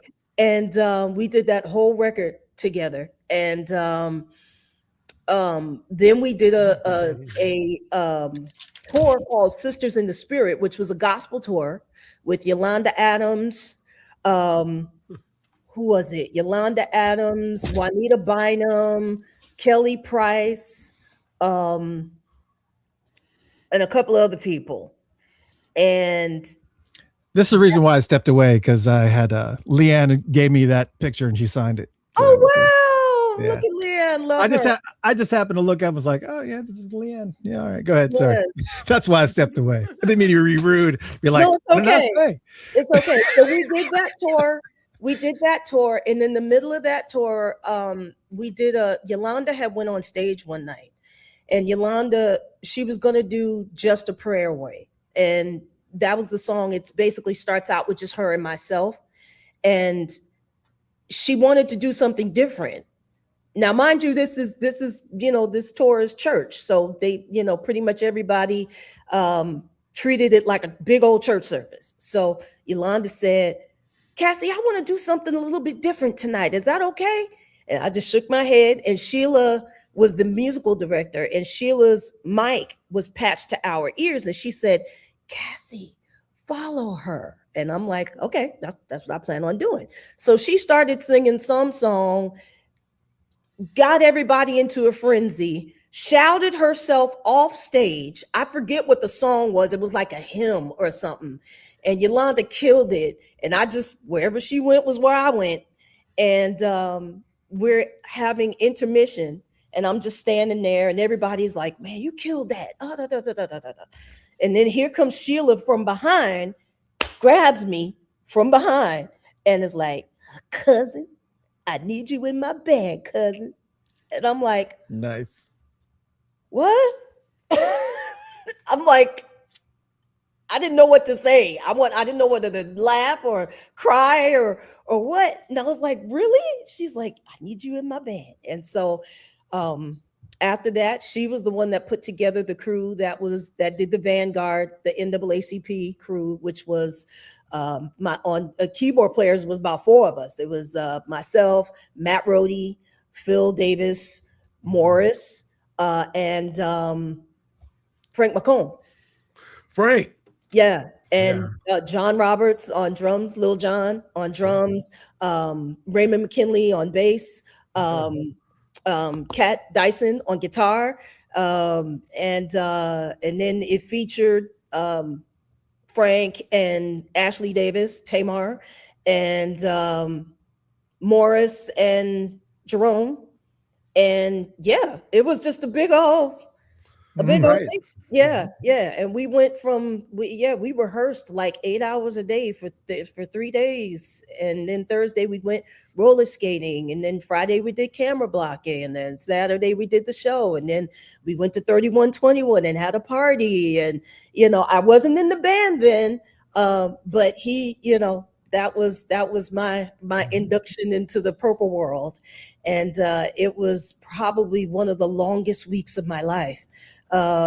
I got to meet, no, I had already met Stevie, but I met Herbie that night. I hung out with Joni Mitchell that night, hung out with Oprah. It was a great party, and then had to go play a service because it was Easter. Yeah, so I think I got home at like 5 o'clock in the morning, had just enough time to change clothes and get myself together and hit church service. You've had a lot of opportunities to kind of play in some pretty amazing, like I know that you guys did the New Year's Eve gig at St. Bart's. Yes, that was the last time I saw Prince. Woo, wow. That was a fun gig. I met Paul McCartney that night. What's it like playing for Paul McCartney with him? You were playing and he's sitting right there. I mean, what's that like? It was amazing because first of all, he's a Beatle. I mean, and I'm a big Beatles fan. I was a big Wings fan, so I know Paul's stuff. And so when he came backstage and was talking to all of us, and he's cussing up a storm. He's from London, and so Prince is cringing. It was so funny. He's like, "Man, you guys are effing great. So many beautiful effing women. Oh my gosh, and they're effing phenomenal musicians, just effing. And Prince is just, it was the funniest thing. But and I'm just sitting there grinning the entire time. And so Paul was sitting in between me and Ida, I think it was. And he's like, "What are you smiling about?" I said, "I'm smiling because I'm sitting next to you." And he's like, "What about me? What's so great about me?" I said, "Well, only one song comes to mind." And he's like, "What? Tell me." And I was a little scared because it was a song that was around when his wife, Linda, who has since passed on, was in the band. And I didn't want to bring up any weird feelings. And he's like, "Tell me, sing it to me. What song?" I said, "Okay." And very quietly, I might add, "Take it away, wanna hear you play till the lights go down." And he's like, "You like that song?" I said, "I love that song. That song's got a hump on it." He's like, "Wow." He's like, "I tell you something about that song." And then we went into this long conversation about that song. And I'm like pinching myself because I'm like, I'm sitting here talking to a Beatle. Oh my gosh. Like, my goodness. Because, I'm a George Harrison fan. I got my mindset on you. I love his music. And so, I'm just like, wow, who does this? Who's in St. Bart's talking to a Beatle? You are. Right. So, you are. So we had a good time. We brought the new year in, and I'm always leaving things in the dressing rooms, and so I'm always the last one to leave. And so Prince was sitting there. Everybody had left. I was just doing the dummy sweep, making sure I didn't leave nothing. And as I started to walk up the steps, he goes, "Hey, Cassie." I said, "Yes, sir." He said, "It's good to see you. Good to have you back. Welcome back. We missed you a lot." I said, "Wow, thank you, sir." So I missed you too. And normally I wouldn't be so interactive with him because you just never know. You kind of like try to read the room, and I just kind of went with what I was feeling in the moment. And I said, "Well, I'm gonna go. I love you." He said, "Love you too." I blew him a kiss. He blew me one back, and that was the last time I saw him. I mean, that that's got to be the best possible way to have those final words. I mean, there's so many people that don't. I hate to to say it, but a lot of people were able to get that moment in with him during those final days, which I find very highly suspect. Is just because it seemed like so many people were given that opportunity. Morris Day tells a very, very similar story where he was able to get in there and, kind of tie things up. And it's just, I don't know. Yeah. Well, I'll just say it's just weird. The universe knows what we don't know. Right. And that particular, thinking about it now, like going back to my room, that whole experience was just different because also remember we lost Natalie Cole the next day. And so actually I think she had passed on New Year's Eve, but they didn't announce it until New Year's Day. And, I had worked with Natalie as well. Natalie sang on the song that I had written for Macy, Finally Made Me Happy. And I was in the studio giving Natalie notes, which was very intimidating for me. So, Natalie was, losing Natalie was very, very sad for me that day. And I actually performed at the Hollywood Bowl with her as well. And so, that whole experience, that first half of that year was just different. It was really different. We lost Vanity, who I played for her when she came to West Angeles. Yep. And she was an evangelist. She came to West Angeles. And I tell you, that was an experience. First of all, Vanity, as we know her as a vocalist, was very shy. Very shy. She, she sang, that's right, pleased to meet you. She whispered a lot of her songs. When she came to West A, she came for it was a luncheon for our, West A had a substance abuse department. And it was for, I think it was called Free in One. And she was their special guest because of her, her previous experience with addiction. And so they introduced her. And the funny, I was in the back. I was all the way in the back because I was fangirling. I have all her records and all of that. And when she got up there, she put her Bible down. She had this big old Bible. She puts the Bible down. And the first thing she said, and it was quiet, and she goes, "Hallelujah!" And I was like, what? I just was like, wow, it takes God to make someone who was so demure and so quiet. And so, whenever she talked, it was, da, da, da, da. And she screamed out hallelujah. And I was just like, I was so amazed. And she, as she began to speak and just talk about her experiences and her deliverance and all of that, it was just like, wow. I just said, only God can do that, And she was just so different from what I remembered her being. I've seen Action Jackson. I saw 52 Pickup. I saw all of that stuff. Did you see The Last Dragon? The Last Dragon. I just wanted to know if you saw The Last Dragon. Yeah, Action Jackson, all of that stuff. And like I said, I have her albums. I have Wild Animal. I have Skin on Skin. I have all of that stuff. And the fact that, I got a chance to talk to her. And I even told her, I said, I have all your albums. She said, shame on you. She was kidding. But it was, I've been able to do some pretty magnificent things. And a lot of them I don't talk about. I don't talk about them because I want to keep them sacred.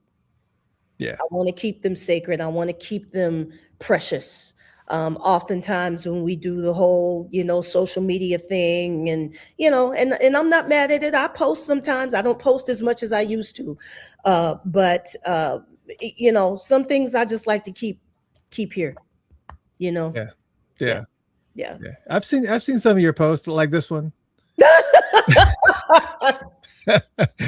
So apparently you don't have an issue with AI and whatnot. No, I don't. Actually, my bestie, Kimberly Offord, she is a AI creator.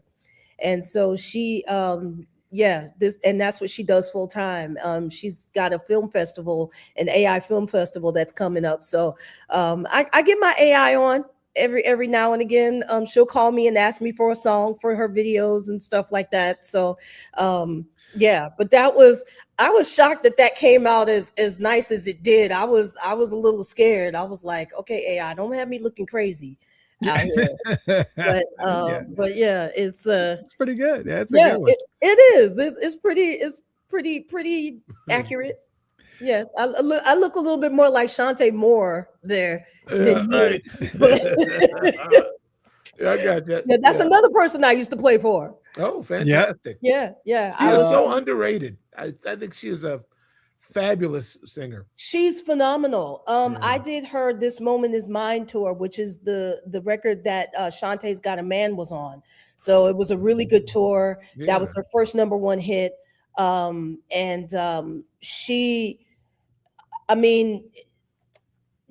Remember her first record was done by George Duke. Was produced by George Duke. I didn't know that. Yeah, I didn't either. Yeah. So, so she's got a musical side to herself that, she's not just a pretty face, and she's not just this, this woman that can do whistle notes. Like she can really, really sing. And it was a pleasure. It was a pleasure working with her. I really enjoyed working with her. So I know a lot of people want me to get back to Prince. So I do have this question. I mean, do have this, this picture in waiting here. Oh, yeah. So we're looking at, first off, is Andy Allo, that's Andy Allo at the top of the stairs? Is that who that is? That's who that is. Yeah. First, shout out to Andy. I love seeing her acting work, and she's really kind of kicking that off with the Upload series that's on Amazon, I think, and she's doing fantastic in Upload. But then last week I just saw her pop up on Gordon Ramsay's Next Level Chef. Yes, I saw that. And I didn't know that she could cook, and she made it. She didn't make it just past the first level, the second level, and the third level. I'm like, all right, here you go, Andy. And some of the stuff she's coming up with, she's cooking, is pretty amazing. But anyways, you have Andy Allo, Ida, Liv. I see Elisa Fiorillo's there. Who else is in there? Oh, Shelby J's there. Morris. And who am I missing? John. Yeah, John Blackwell. Yep. That's a pretty tight project right there. Yeah. That's a pretty tight project. Now, is this the first iteration of MPG that you walked in on, or what was it? Was it different when you first came on? It was different. It was Queen Cora on drums. Bass. Josh was on bass. So this is, it's kind of, what's the first gig that you ever played with this iteration of the band? This picture? Yeah. Probably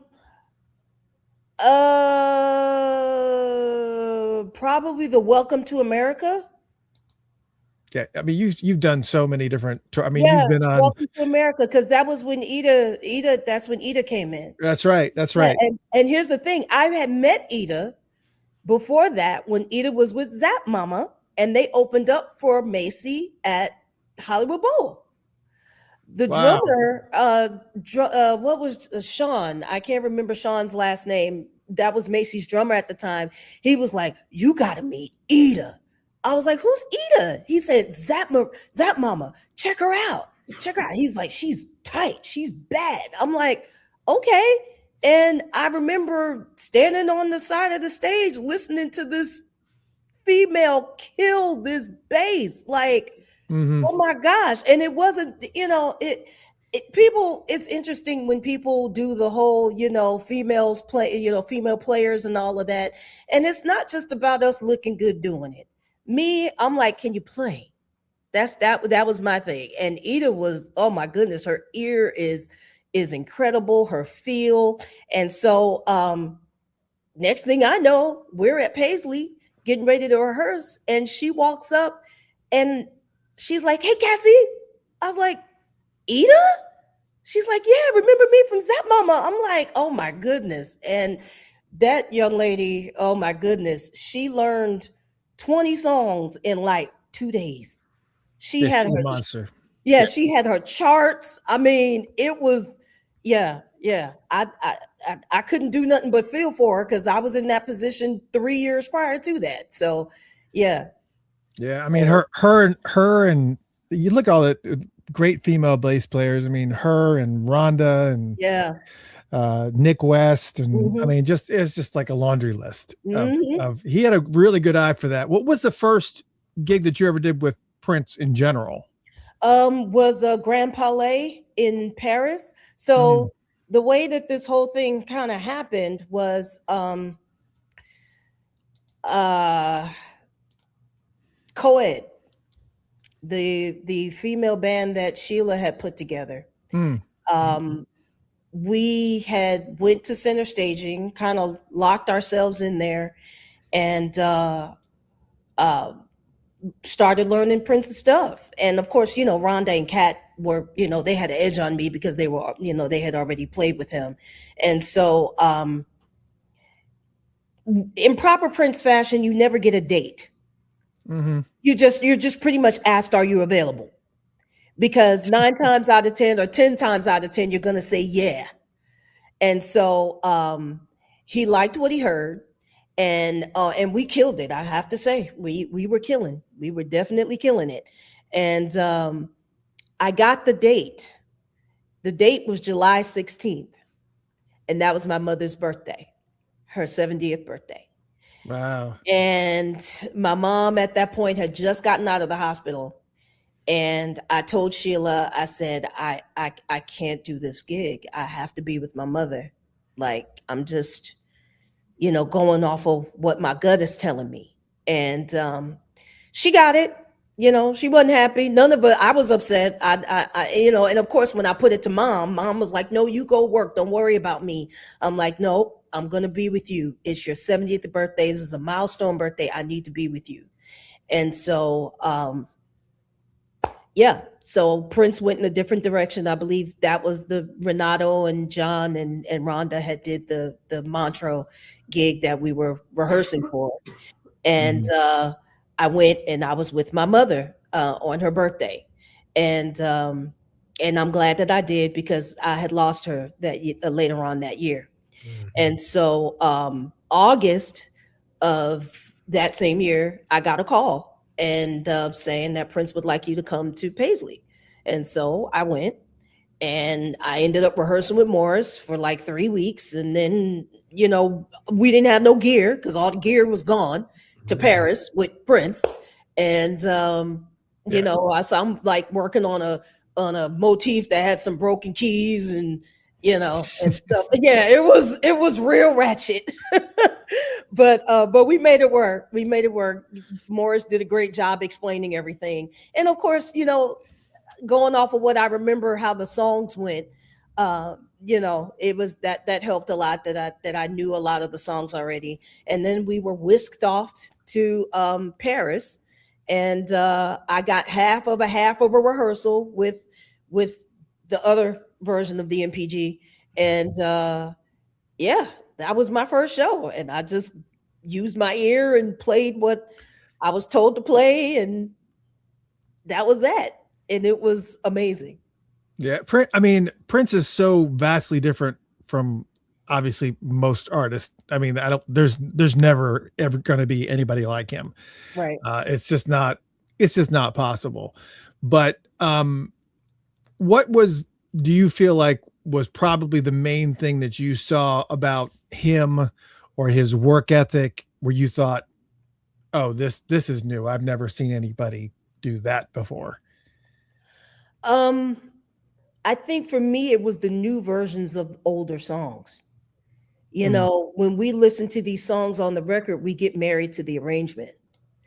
And I was just like, so amazed at how he reinvented these songs. Same song, but like the whole party, like the other, just the way he reimagines these songs, and he's been playing them for so long with so many different units. And so it was like, that's what you're doing. Oh, okay, all right. Yeah. To see those transitions, like Pop Life is a great example of that. Mm-hmm. When you listen to Pop Life on Around the World in a Day, and then you see it live where it's like, ba, ba, ba, ba, ba, ba, it's just like bouncing. It's like, right. Okay, it's the same, just like you said, it's the same song, but man, that thing feels totally different when you do it the like jazzy that. section at the end. Oh my gosh, yeah. Get that jazz. It was like, wow, okay, that's what you're doing. That's what you're doing with it. So I think that the welcomed, I won't call it a struggle, but I'll say that the welcomed issue for me was relearning the songs, kind of like doing away with the record version and implementing these other things that are now a mainstay in these songs for me.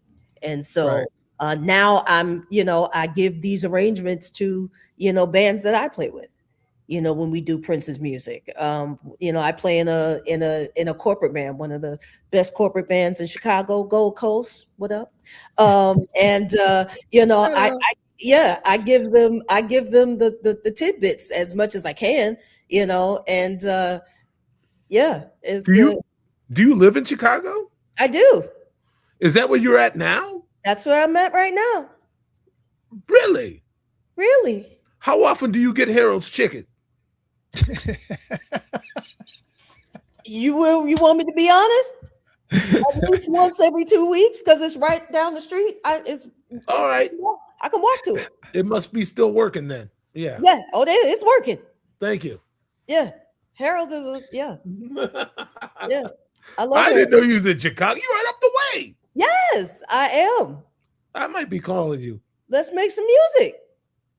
All right. Let's do it. Let's do it. And see, here's the thing. I mean, and the fans, this is mainly for them. I don't do a lot of Prince stuff unless y'all call me to do it. You know what I'm saying? In the beginning, after he had passed, a lot of people were just kind of using me as like the golden ticket. Like, we got Prince's keyboard player. You know what I'm saying? We got Michael Bland. We got more. You know what I'm saying? It's like, sure. Yes. And what was happening is it wasn't about the music. It was just kind of like having me there as a, because we have her up here, we can play it however. And I'm like, oh, no, you can't. Oh, no. No, we put too much time and energy into learning this stuff the way that we did for us not to have respect for the music. And so, And so I'm very, very picky about who I do the Prince stuff with. So when I got the call from, St. Paul and, those guys, I had no choice but to say yes, because, before, I was an MPGer, I was a fan. You know what I'm saying? So, so it's like, this is, that's the only time I'll do it, is if the music is the forefront. I feel you on that. Yes, that's the priority. And that means we're going to take time and we're going to rehearse and we're going to learn it. We're going to learn the lyrics. We're going to learn the chords right. We're not going to be some jam bandy put together piece of ish. No, we gonna do it right. Okay, you make my big toe shoot up in my boot now, Cassandra. I'm with it. Come on. I'm telling you, the interviews that he's done with as many bands that are artists that he said, hey, let's do something. So you got a hell of a band coming up here. You got Corey Wong on guitar, Mono Neon on bass. Because you were talking, we had Garibaldi on too, and to have you on key, just Garibaldi is obviously would have to be a second He had to do percussion, I guess. I play the cowbell behind Davey Garibaldi. I do that. You got one. You're putting together one hell of a band. I'll just tell you right now. That's yeah, and who knows when it's going to actually congeal? We should do it. Keep picking members, but it ain't no date. Ain't no dates on the calendar yet. Well, that just gives you more time to put your package together. Yeah, it'll be a matter of time and space and opportunity. Yeah. No, I feel all of that. Yes, I'm with it. I'm with it. I am with it. It would be my pleasure. First of all, we got to play during the tribute. Oh, sure. Remember? That's right. Yeah. Where first of all, I got to witness that foot on Get Off. Oh my God. Oh my God. I was like, that damn Michael Bland. Just, oh my gosh, that kick was so boom. It was like hitting me in the stomach. I'm like, That's these big old feet, these size 16. Michael plays hard. Michael, yeah, it's one thing I'm not envious of. It's Michael's snare. Oh my God. My snare hates me. And Billy Jack Bitch. I don't think I ever thought that I would ever hear that song live. Thank you so much. I appreciate it. Yes. You're great too. I've been trying to do a good job at starring some questions here. We need to get them in here before we've got about 15 more minutes left here. Okay. Let's see. Franklin Rush said, "Hey Cassandra, what was your favorite moment when you were playing with Prince?" My favorite moment playing with Prince was when I got to play Something in the Water for him on his piano, and he would sit next to me. Wow. That was a moment. One of the moments I can say that as far as the shows go, my favorite moment was when we would do Controversy in the beginning and he would shut the lights off and have everybody take out their phones. And I'm gonna tell you why. First of all, I'm playing tambourine on the beginning when we do da, da, da, da, da, da, da, da, da. And Morris would play that part and I'm playing tambourine. And actually when Morris left the band, I put the tambourine down and I would play it. But because that was a moment, I don't mean to tug on the heartstrings. I might even cry, but that was a moment when I would talk to my mother. Oh. Because it was dark and nobody could see me. And I would yell out, I would talk to her out loud because it was so loud. And of course my mic would be off. And I would tell her, look at me. See me, Ma? You see all this? You see this? Look at this. Look how beautiful the lights are. Look at this. I made it. I made it. Yeah. Yeah. Because Prince's music, she got it, but she didn't get it. You know what I'm saying? She was older and all that when I was a kid, and I would be playing along on an acoustic piano to the Purple Rain soundtrack. And so, so it was a full circle moment for me being with him. Yeah.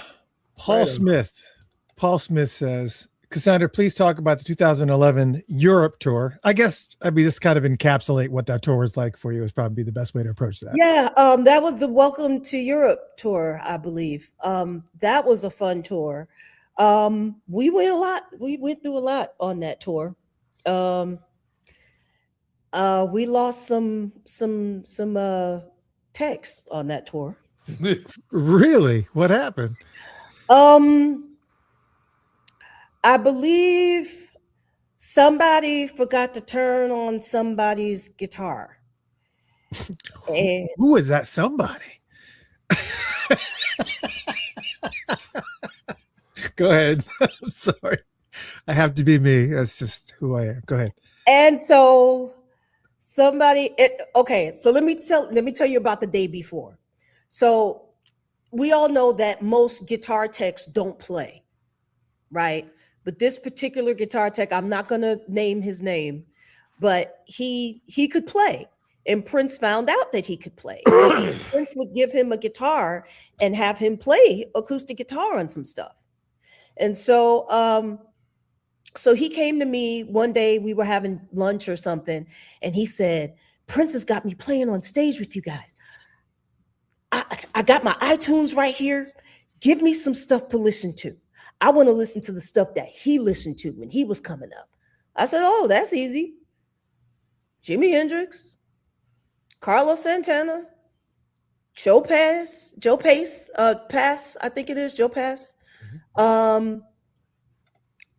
Isley Brothers, Shaka Khan, and Rufus, which right. is yes, Shaka Khan and Rufus.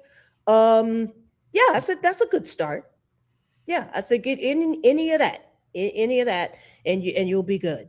And he's like, okay, he's like, who's that lady? You know, he's going through all his iTunes and he was so happy.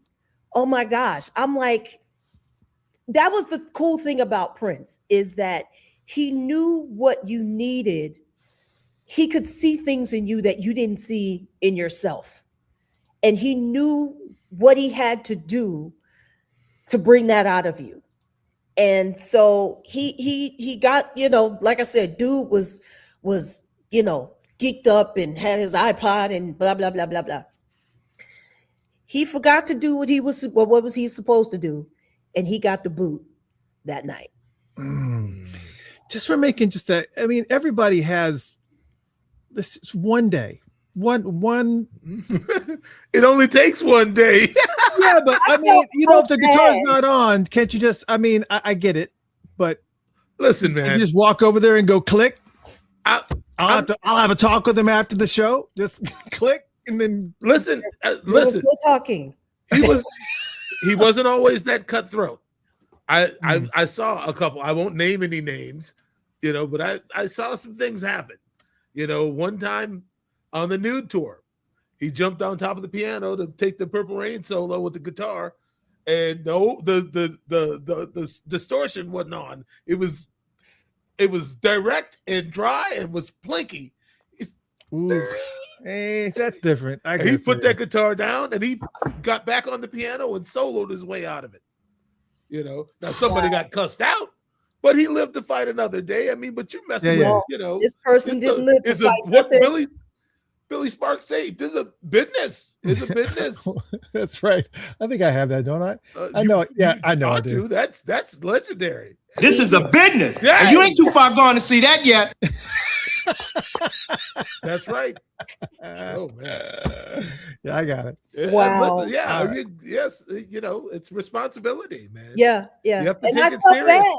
I felt bad because I believe there was a crew of them that got the boot. Yeah. If I'm not mistaken, because that happened a couple of times. So, you know, and the thing of it is the guy, I want to say that hopefully that tech took away from the gig was, you know what, let me continue to listen to this music so I can become a better player. Sure. Because Maybe it might have been time for him to become a better player. Prince did him a favor. You have to find the positive solution in the seemingly problematic circumstances. Right. So it's about what you make of it. Yes. Right. That was that European tour was a fun tour. Mint Condition was out with us on one of the dates, and Stokely sang "Happy Birthday to Liv." That was so much fun. You know, we had some good times. I still have pictures on my phone from those days. Yeah, it's always weird when somebody that's big sings "Happy Birthday" directly to you. Like when I had my birthday bash last year, and I think this is 2 years in a row now it's happened. St. Paul Peterson came in and literally came on the screen and sat down at the piano and sang "Happy Birthday" to me. It's like you don't even know what to even, you know, where do I hold my arms? What do I do? It's such a weird situation. We got 6 more questions, but Patty Austin sang "Happy Birthday" to me. Oh, nice! That's got to be amazing. When we were out with Prince and we were at the Perugia Jazz Festival. Wow. So yeah, and I cried. Oh yeah, I didn't want to cry, but Don't cry. All right, Anning.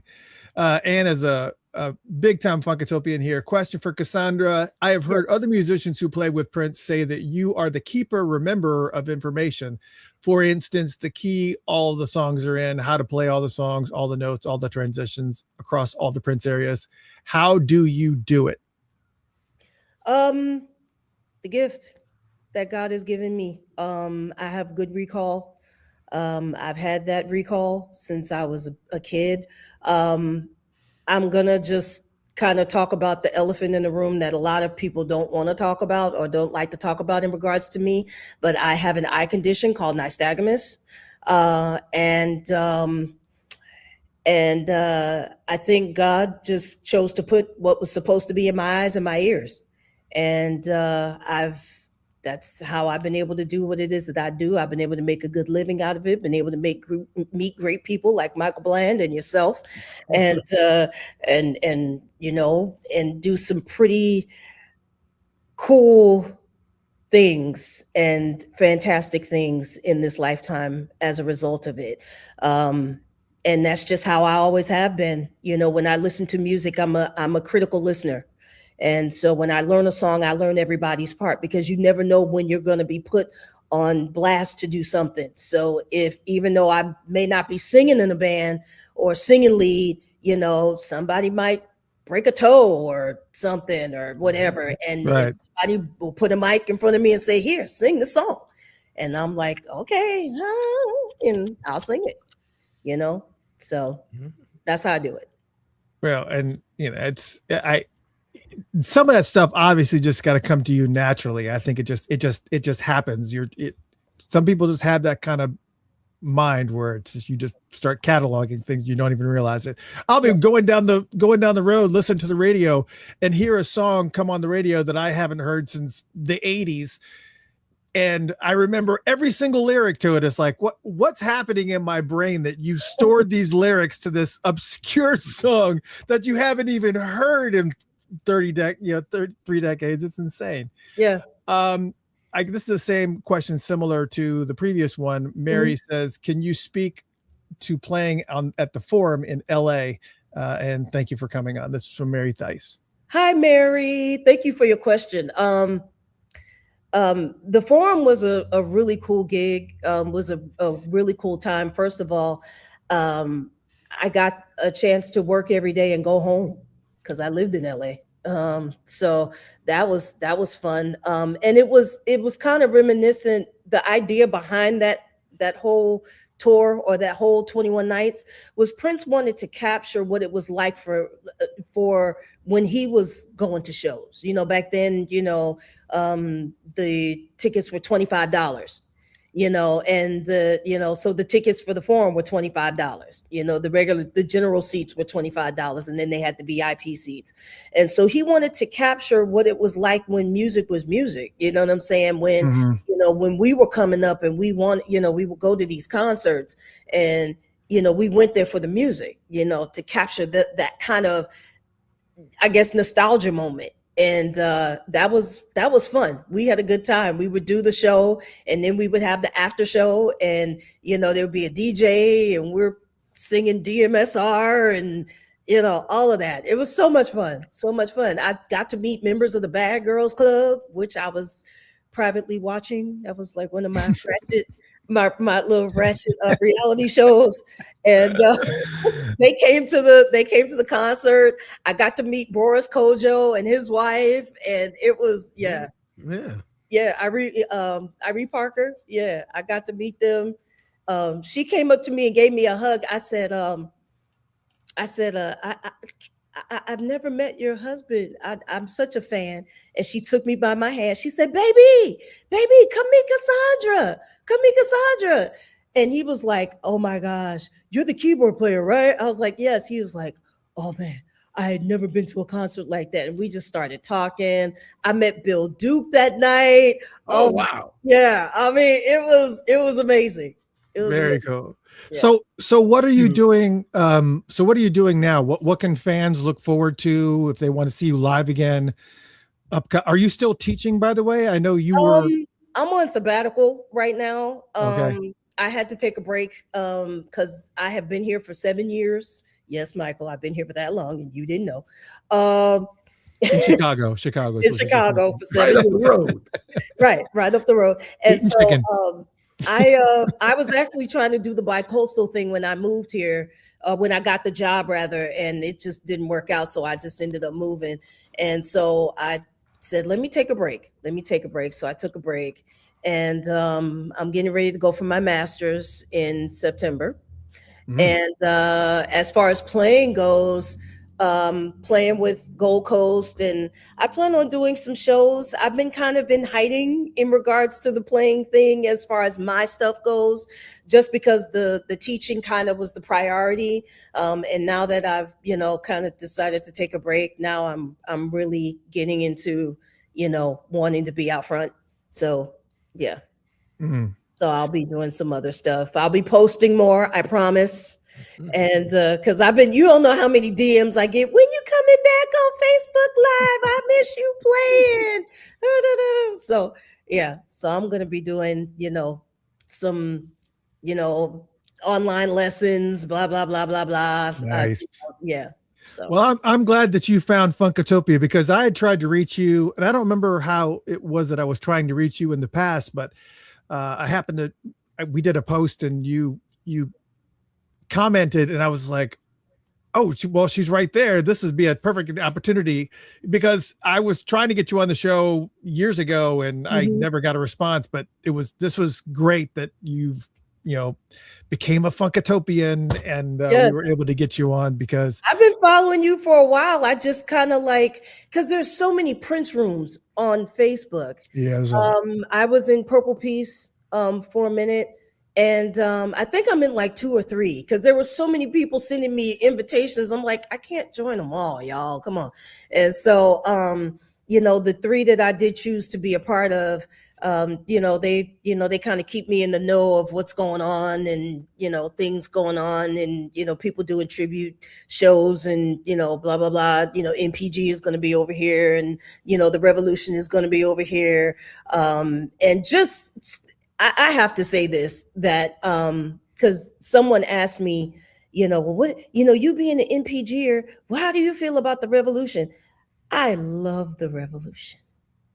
I always have loved the revolution, because here's the thing. The revolution was what made me want to play. The first time I saw Lisa up there, actually, no, I think it was Gail first, right? Sure. Yep. Yeah. When I first saw Gail, was like the first female board player that I had seen with a male artist that could play, like not just up there just being cute. And then Lisa came along, and and then Wendy came along, and I'm just like, these chicks, they were the female representation for us for so long. And when I got into it, I felt like they gave the beacon to me, even though I was playing with other artists. What I'm saying, but they inspired me to do this. And I always will bow in respect to the revolution. And Matt Fink called me on a plane one day, and I almost peed in my pants, because I was just like, he was like, hey, this is Matt Fink. I'm like, the Matt Fink? He's like, yeah. I'm like, oh, I wanted to scream, but I couldn't, because I was on a very nice quiet plane. And he's like, yeah, I got your number from so-and-so and so-and-so and so. I'm like, hi. And, we just started talking shop, and yeah, listen, there would be no MPG without the revolution. Yeah. Sure. Yeah. And I'm going to be the one to say it. And whoever doesn't agree with me, you can kick rocks. So, yeah. I get it. There was one of the first physical incarnations of a band to actually translate Prince's music. It was just the first. I mean, technically, you had the bands when they were opening up for Rick James and whatnot, but that band really didn't really have a name. But no, I mean, I got to meet Andre, Yep. And we Legendary. played Dance Electric at Sayers in LA for that was the first time it had ever been performed live. And you actually played with performed with Andre doing the ladder. The ladder. Yeah, Yeah. exactly. So, like awesome. I said, I've gotten to do some pretty really cool things, as a result of our guy, Prince. Just, I mean, I can't put it into words. Well, I cannot thank you enough for coming on the show and sharing these stories with us. I know we're up on the time, but it was an honor to have you on board. Hopefully you'll come back, because I still had tons more questions, and a lot of people had questions here. So we'll make sure that we kind of do an overtime one in the near future.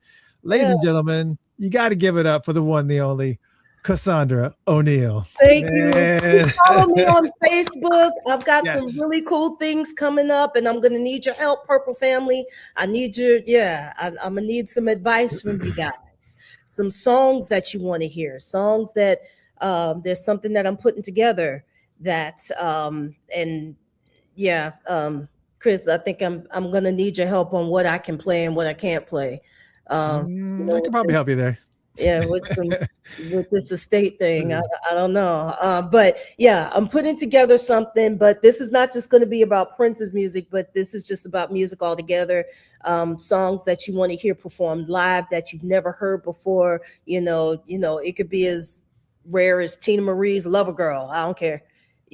So yeah, you've played that before. You've done quite a bit. Yeah, I played it at a birthday party actually in LA. Yeah. Wow. Ladies and gentlemen, the one, the only Cassandra O'Neal. Thank you so much. Thank you so much. Thank you. All right. If you missed any of that show, this show tonight, when you're just watching, feel free to tune in to Spotify, iHeartRadio, and whatnot. There was a bunch of stuff that I didn't even cover, even the pre-show that I hadn't covered. Sure. I wanted to make sure that I said condolences to Vanderbeek's passing just happened recently. Also, it's Robert Duvall. Robert Duvall passed away, and then today we got word that that Jesse passed. So it's been a lot. It's been a really crazy week. A lot of things going on, and I kind of feel like it's a crazy world, and it's just great that we are able to have all this music to be able to turn to for whatever mode that we're in or whatever we're working through. Music is always there. It's just, especially Prince's music, it's just so impactful. Music is medicine. And speaking of which, again, I'll do one more plug for the Urban Classic Show that is going to be happening. I appreciate it. Don't mind if you do. Yes. Yeah. It's so the Urban Classic is going to be playing presents Revelation, which is going to be celebrating the music of Prince, the life and legacy of Prince. Obviously, it's got yours truly, Mr. Michael Bland, on the drums, and Tommy Barbarella, and Ashmash, and G Sharp, and JB, and Corey Eishin, and Odell, and Ron. I mean, it's like a laundry list. Plus, on top of that, special guest Liv Warfield is going to be there. That's right. Two shows at the Dakota in Minneapolis. That's going to be on April 20th, the day before the 10-year anniversary of his passing, the day before. That's right. And I will be at both of these shows in Minneapolis. And then after that second show, we will be getting in a car, and I'll be going down to Riley Creek. And going to be doing a candlelight ceremony on the 10-year anniversary of his passing right there at Riley Creek in Chanhassen, which is across the street from Paisley Park. And we'll be going over there and doing a candlelight ceremony at 12:01 a.m. And that will kind of free up the day on April 21st for whatever anybody in town is going to be planning, whether the estate is planning to do something, Paisley Park. There's going to be some other independent things that are going to be happening in the town on that day as well. So I just kind of want to free myself up to not have to be a part of all that. But yeah, go ahead. Can I mention one thing? Sure. And, I don't have the asset for it yet, but I'm going to have it shortly. But we do have another show, another Revelation show. I believe it's going to be on June 2nd at the Chanhassen Dinner Theater. It's the night before the celebration kickoff. So I just wanted anybody going to the Chanhassen Dinner Theater website, they can find the date, but I'll get the assets together sooner than later. Yeah. Let us know. We'll actually plug it out. Yeah. And as far as this show is, again, April 20th in Minneapolis at the Dakota. You can go to dakotacooks.com. That's DAKOTA Cooks, COOKS.com. Get tickets to that show. I will be there at both of those shows. I'll definitely be doing some emceeing, possibly some DJ stuff. We don't know. We don't know what's happening. We're just kind of playing it by ear. Don't miss it. Whatever it is, don't miss it. And then 12:01 a.m. we'll be going to Chanhassen after that second show. Hopefully we'll have like a caravan. Yes, sir. And we'll go down there and have a candlelight ceremony at 12:01. And man. It's been great. I hope you guys had a fun time. I certainly did. I love Cassandra and her work. She's a great, it has a really, really great energy, lots and lots of stories. Sure. And glad we finally got an opportunity to get her in here. Sorry for you guys, your folks that tuned in last week, and we just, we got it worked out. It was fine. It was all good. Things happen. Things happen. Ladies and gentlemen, thank you so much. Again, I am Mr. Christopher. That is Mr. Michael Bland. You're on Funkatopia Live is what you're on. Missed any part of the show? Head to Spotify, iHeartRadio, Apple Music, wherever you listen to your podcast. You can check it out tomorrow. We'll get it uploaded in there, and hope you guys had a great time. Michael, get some rest, man. Get some rest. Sir, I shall. You're just nonstop. You're always moving, man. You're always moving. Well, what other choice? The shark never sleeps. I can't sleep. That's right. I'm like a shark in the water, baby. I can't sleep. Not for a second. Oh my gosh. Ladies and gentlemen, we hope you had a good time. We'll see you probably next week. We'll see what happens. Yeah, we'll see what happens. Adios, amigos y amigas. Bye.